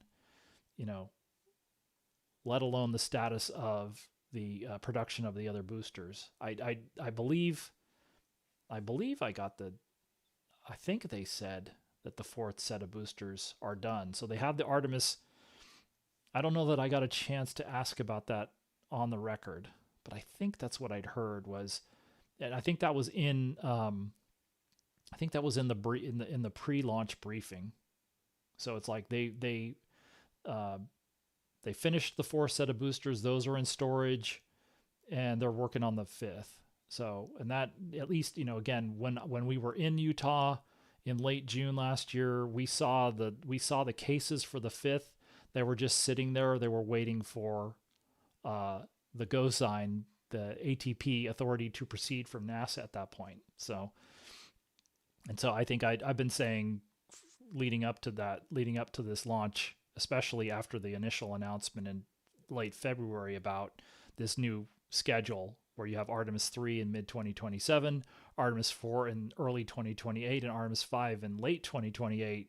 It's like, well, they better have started on the 5th set of boosters because they're going to need them in a hurry. So, but they're still in better shape than the other elements of SLS in terms of having a 4th and a 5th, the hardware for the Artemis 4 and 5 ready to fly.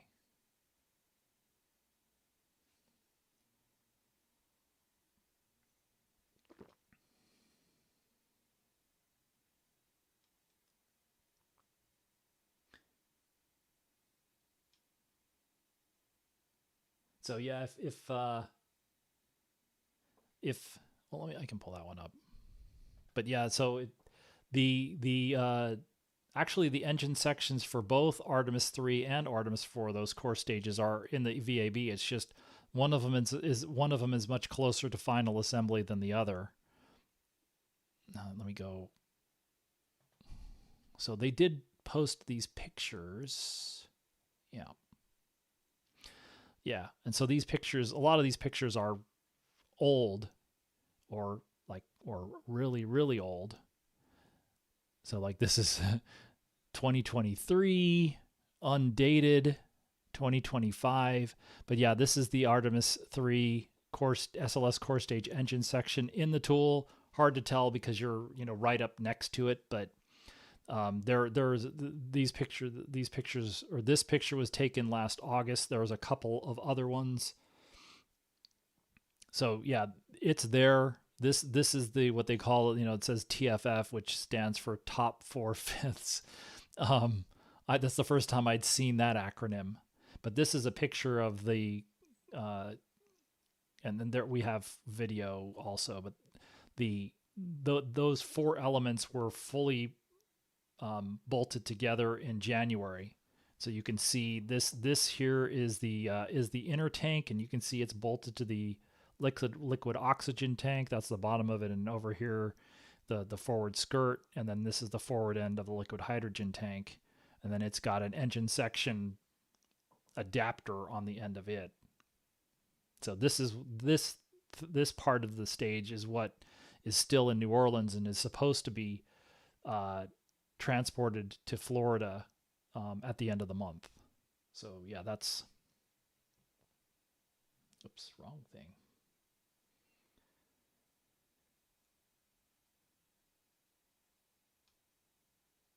And so yeah, so one of the things, even though it's not directly related to Artemis and exploration, it's just hard to see, even though I wasn't the only one who was thinking that we were going to see the science budget decimated essentially again this year.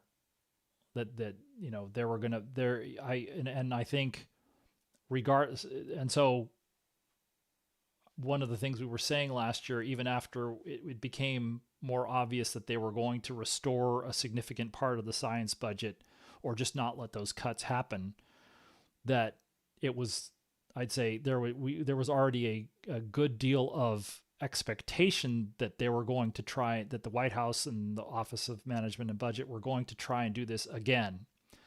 And I would say now that it's very likely that we will see them do it twice more. So they did it in the fiscal year 2026 budget request. They did it. They've just done it again in the 27 budget request.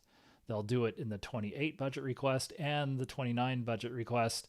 Although again, the one that they work on, but then the next administration will take over for it, and it'll just depend on if the next administration is essentially an extension of this one, then we will see the same thing. They will. Their position is that science should be half of what it is, and I don't think that's going to change. And I don't think that's a hot take. I think that's a consensus, basically, that they're just going to keep trying to do this, and they don't care. They don't care what Congress does with it. It's like, well, take it or leave it. And so last year Congress left it, but I think they're just going to keep doing this every year. Take it or leave it.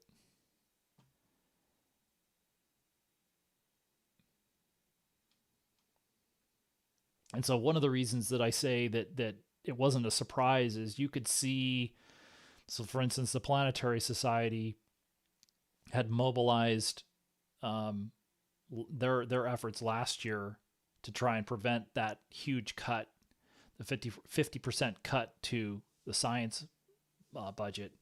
And I believe I saw some indications last month that they were, maybe a better way to put it is, I don't think they ever sort of relaxed from their posture. I think they know they're going to have to be vigilant continuously through the rest of this term, at least. And so they're expecting it too. So the reason I mention that is because that's an indication that they were expecting this just like everybody else. So they're going to have to, and we'll just have to see. It doesn't, we saw something change here with SLS and the exploration upper stage from last year to this year. So there's no guarantee that what happened last year is going to happen the same way this year.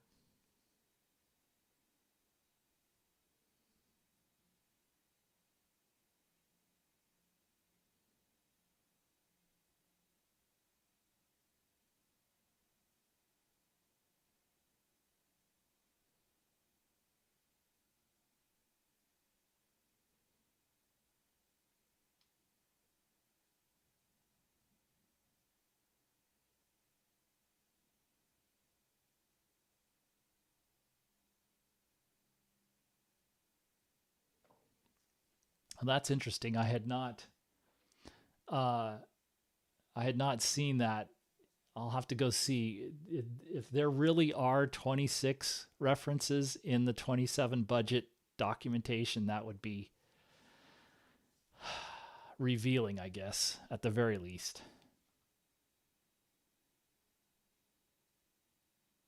I think that's going to be so. Sean asked, could they privatize SLS? They were certainly looking at that. As long ago as 5 years ago. I think the issue remains that the companies that are the prime contractors for SLS are all publicly traded companies. So you have Northrop Grumman does the boosters, Boeing does the core stage, L3 Harris does the engines, And then the connectors are a little bit, again, the connectors will change with the upper stage. If you want to, Centaur 5 is, United Launch Alliance is not a publicly traded company, but it's owned by Boeing and Lockheed Martin.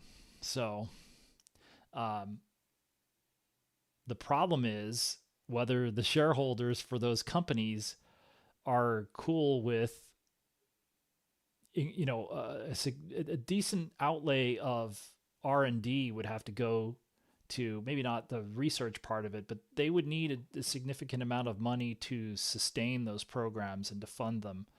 And if government isn't going to pay anything, so that's, and this is, well, it wouldn't be zero. So this contract that they're talking about for commercial lunar transport, a commercial lunar transport system, there will be, it's a firm fixed price. So all of the risk is on the vendors. So I don't know that those company shareholders are going to be thrilled about that, about taking on that risk. Again, if you look at the cost benefit, I don't think that this business is the primary business for any of those companies. And so there's that. So it's really not, it's more of a question of whether it makes good business sense for them to try and sustain this, rather than whether or not it's, just feasible, one way or the other. It's like, yeah, they could do it, but it could be not just expensive, but prohibitively expensive. And so we'll just have to see. And so, yeah, and so Joker's saying now Orion has a better chance of being privatized. And you can see just from their public, what they're talking about in public, Lockheed Martin is talking about a commercial Orion service, essentially. Boeing and Northrop Grumman were going to do this joint venture called Deep, the company's just called, or whatever, it's like the United Launch Alliance, but this would be called Deep Space Transport LLC, or it would have been called that. I don't know if I guess it probably still exists as a legal entity, but they don't talk about that anymore, as far as I know. Like, I haven't heard anybody mention it from the companies in 2 years, if not longer. Like, the last words that were unsolicited from NASA or anybody about that were actually not from them either. It was from the NASA Inspector General's office. And so I believe that report was like October 2023. So like that's the last detailed update we got on it. And at that point it was like, well, they're going to need more time. So yeah, it doesn't make a lot of sense that what has changed though is you see if you look in the fiscal 2027 budget request materials, they are, it's easy for the government to say, well, we'll give the prime contractors the opportunity to offer that as a commercial, to compete SLS in that commercial contract, because it doesn't cost them anything. But that's not an easy transition. I mean, there's pros and cons to having the government invested in that system. But there's also going to be a cost for them to disentangle the government from that system. It will not be free for them to transfer that stuff, even if they were to just change the paychecks from the people that are working on the civil servant side, which is also not going to be that easy. But it's going to be messy because there's it's a very complicated, there's a complicated management structure. Even if they were going to streamline it, you still can't do that. You can't just snap your fingers and do that either. So, yeah, I think it's telling, the fact that we don't hear anything about deep space transport, but we do hear from Lockheed Martin about this commercial Orion thing, and they didn't start talking about this until after last year's budget request, because and they could see the writing on the wall, which is they didn't want to lose their investment in Orion, and there was a there was a much more than non-zero chance that Orion was going to be discarded. And the only thing that's really changed from last year to this year in that big picture respect is that the time frame has changed from end of 2027 to probably, again, it depends on what you want to define as done. But in this new budget request, all of those accounts are zeroed out by the end of 2030. So that's 4.5 years from now. But the thing is that the outlays for even 2029 are low enough that those are almost sort of retirement level. That's retirement level funding, and so those programs are probably going to need to be mostly functional on their own, independent of the government under these plans anyway, 3 years from now. So, and again, still has to be confirmed by Congress.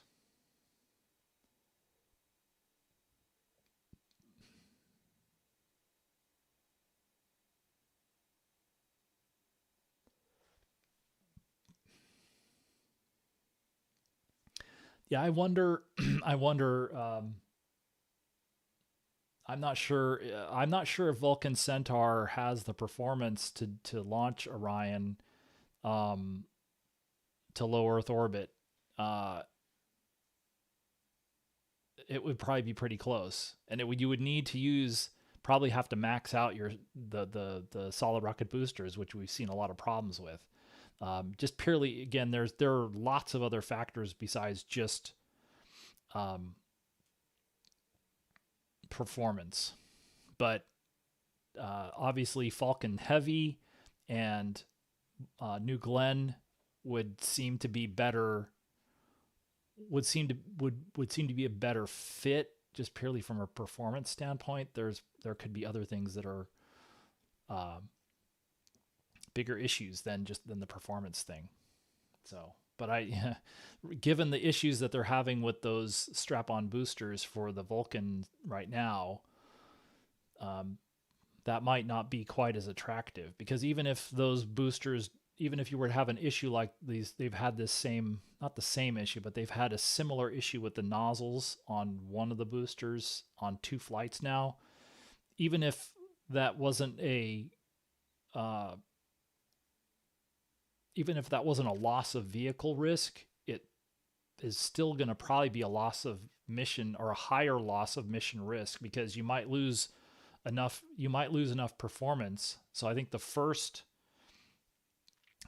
failure was not right off the pad, but I think it was within the first 15 seconds or maybe 30 seconds of flight. They lost that nozzle so fast that might have made it difficult for them to get Orion to orbit. If you were, again, and it might require a full complement of 6 SRBs to make that happen.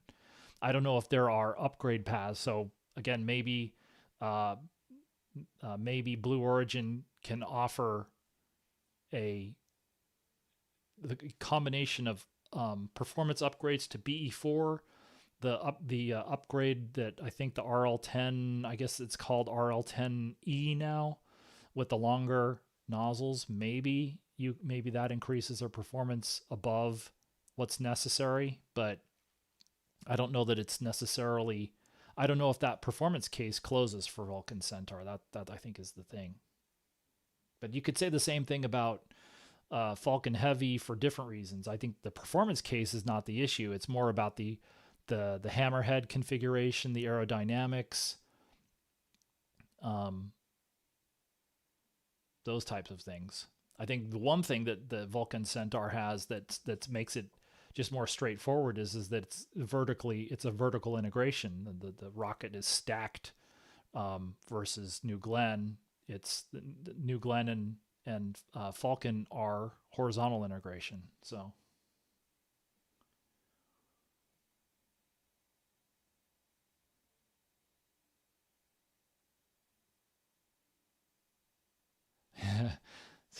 that's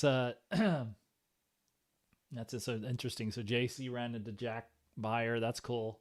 It's funny because uh, I think Jack lives somewhere in the general vicinity, and I think both of us had been hoping to go down to San Diego to see Orion, because I know he very memorably saw the Artemis I Orion, when it arrived in December 22 back uh, in at Naval Base San Diego. Um, so yeah, that's cool. Um,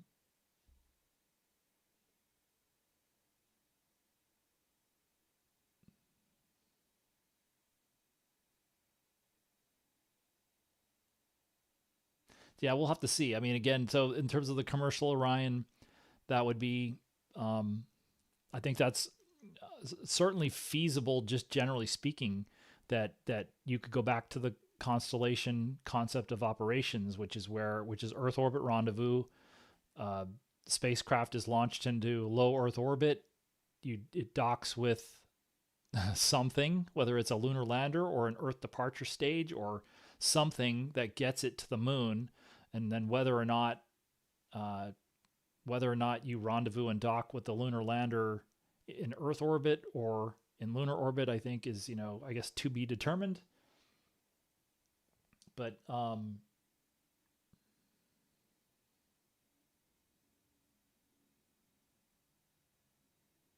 that's a you could use something like the cislunar transporter concept would be one way to get Orion to some other, it's not going to be near rectilinear halo. It's not going to be the gateway orbit now. It's going to be uh, certainly closer to a low lunar orbit, and we'll just have to see whether it's this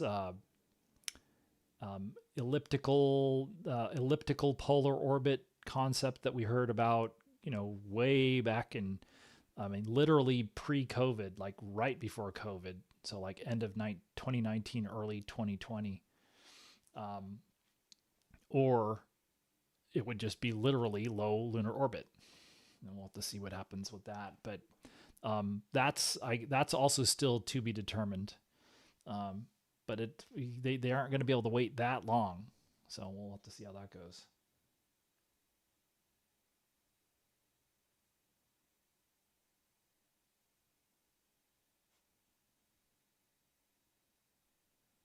Let's see. So Jacob's asking, um, that's a good question, because we just don't have a lot of definition to what, so I guess if I had to guess, so this is, these are the slides from,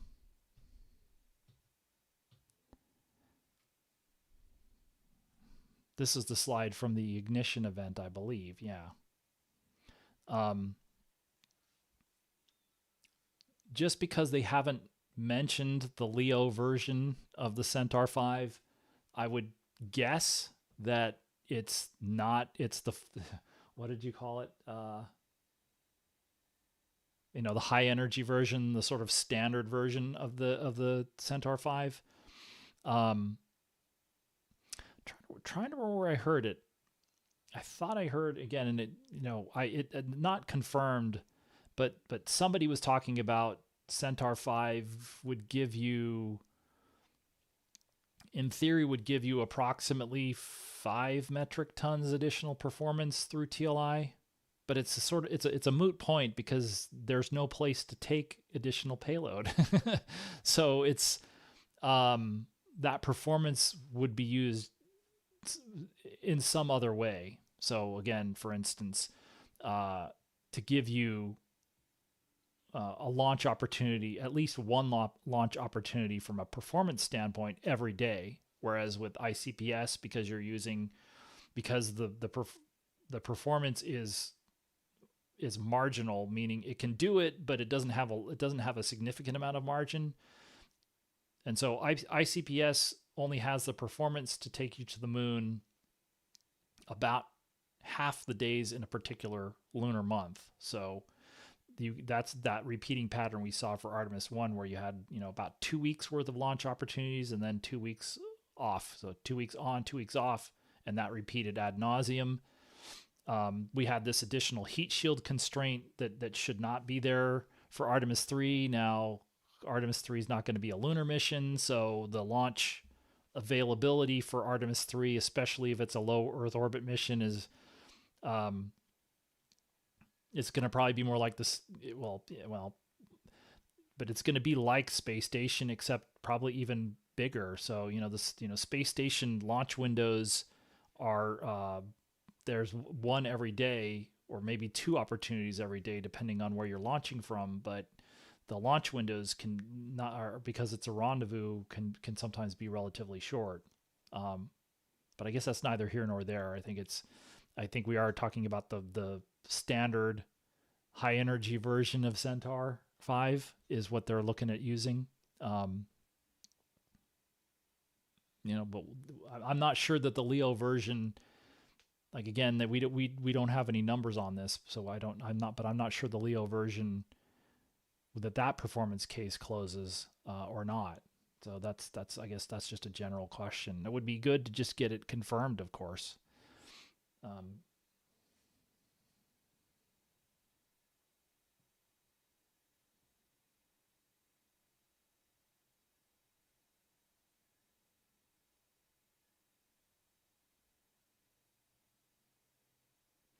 All right. Well, I think so. As I'm thinking, so going forward, as I was saying in the post this morning, it's going to take a little while to kind of transition back to, I'd end up with this one, to transition back to sort of a more normal videos schedule. I think I can do more live streams, and I think, again, these are just require there's sort of less overhead to do these on short notice. So I'll transition from this back to videos as I get more time. But I'm also, I think, since I wasn't able to go to San Diego and we've got this New Orleans trip coming up, I'm going to probably try and take a few days off this week. I can't completely I can't completely turn off the computers and turn off the email, but I'm going to plan on doing a members live stream here midweek, try and get back into that. And then next weekend we'll have to see, because next weekend, in theory, I would have to be in New Orleans. So, but we still haven't got a media advisory for that yet. So we have to find out what's going on with that. But then, I'll just have to see if something comes up, then, maybe I'll do a video, but I guess I'm hoping to get back into the videos here towards the end of the month. And, at the very least, looking at, kind of looking back, there's a couple of branches off of that. One of them is obviously this, looking back at Artemis II, and then looking forward. And there's a lot of things, once you start looking forward, there are questions about Artemis III, questions about Artemis IV, questions about the budget, questions about all of the roadkill basically that's occurred in the last 2 months. So, again, nobody's, even though they're liquidating Gateway assets, we're still waiting to get a little bit more clarity on what exactly is going to happen with those things. And then similarly for things like Mobile Launcher 2, for Bolé, it is still kind of an interesting question, since, yes, the Senate sort of blessed the idea of suspending work or stopping work on Exploration Upper Stage and Mobile Launcher 2, but they did that without passing any legislation. So it's interesting how long they can continue down these lines without any additional or any new authority. Whether you get that from how long can you do this without getting into without having to sort of pause. So we'll see.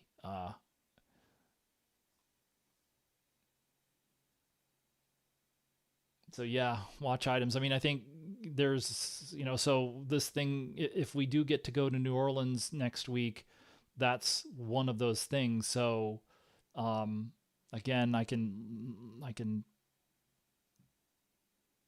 so like all of the hardware for the Artemis III SLS is ready except for the core stage.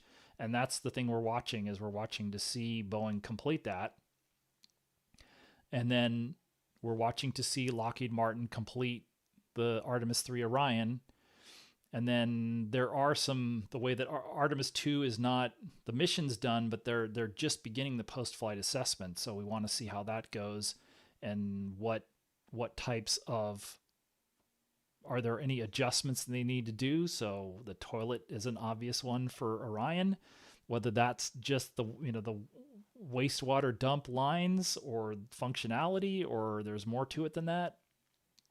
But then there's also they talked about this helium isolation valve, although again, so now we heard about a helium isolation valve issue, but then I think we heard Howard Hugh talking about the pressure control assemblies, which is, so that I think is an interesting thing, although that may be more of a long-term thing. But yeah, what types of, there will be there will be some number of in-flight anomalies that'll be categorized coming out of the mission. There may not be that many, but there's probably going to be at least one. Not sure from which programs, but they'll need to address those, and we'll just have to see whether they need to address those with physical changes to the Artemis III Orion spacecraft or Artemis III SLS hardware.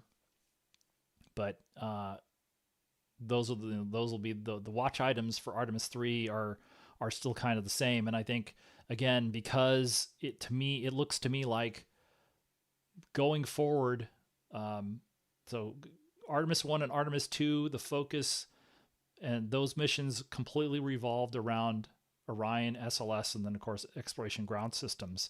Now, and you couldn't do those missions without those three programs.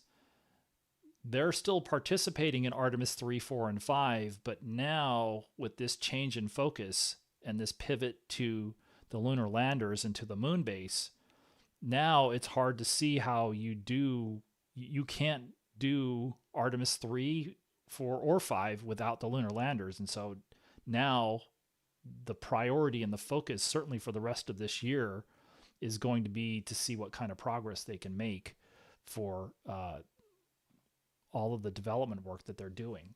So definitely going to be a lot of things to watch for the rest of this year. So I'll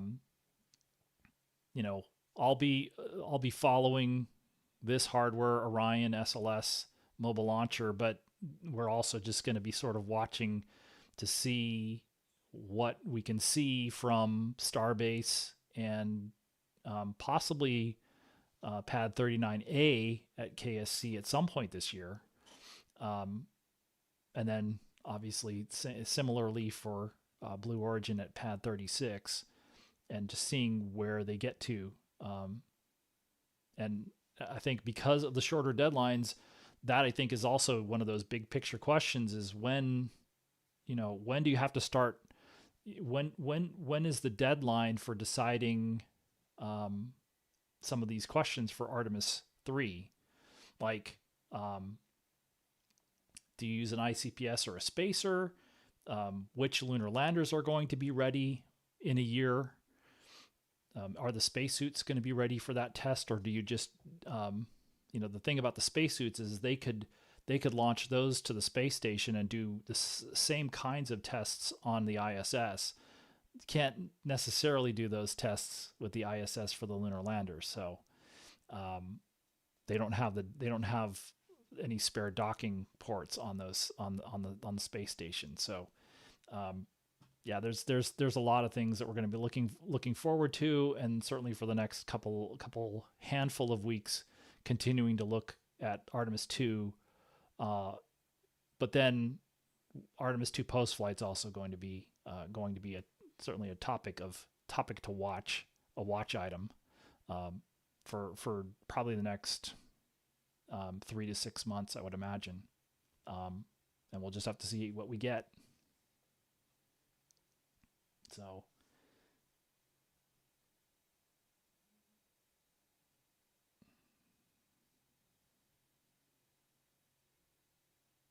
okay, so just checking to see if there's anything else, but I think I guess I will see if it's possible to do something next weekend, depending on where I am. I guess if I'm not in New Orleans, then I should be able to do another public live stream, like we're doing right now, or like I'm about to end. But if I'm in New Orleans, then I'm gonna have to play it a little bit by ear. So I'll just have to see how it goes. But otherwise, thanks again for watching the live stream. Thanks for everybody who helped out with the super chats during the live coverage of Artemis II. Thanks to the members of the channel. If you are a member of the channel, I am planning on doing something. I'm kind of thinking about sort of a Wednesday afternoon live stream for channel members, like I was doing before Artemis II, and then we'll see about the rest of the month after I get back, or after this happens, one way or the other. Now I'm not so sure what's going to happen, if I'm going to be there or not, but we'll see whatever we're going to see from New Orleans, whether whether I've got my nose right up next to it or whether I'm watching it on TV. So anyway, thanks again to everybody. If you like these live streams, I would appreciate it if you give it a like. If you're willing to make a donation to my Buy Me a Coffee page, that would be, I definitely appreciate that too. But thanks for watching the channel. A lot of people have watched in the last 2 weeks. And I imagine that it's probably going to be, we're not going to see anything like that until Artemis III flies. But I really appreciate everybody watching the live streams, and hopefully it won't be too long before Artemis III flies. So anyway, thanks again for the questions, and I'll see you next time.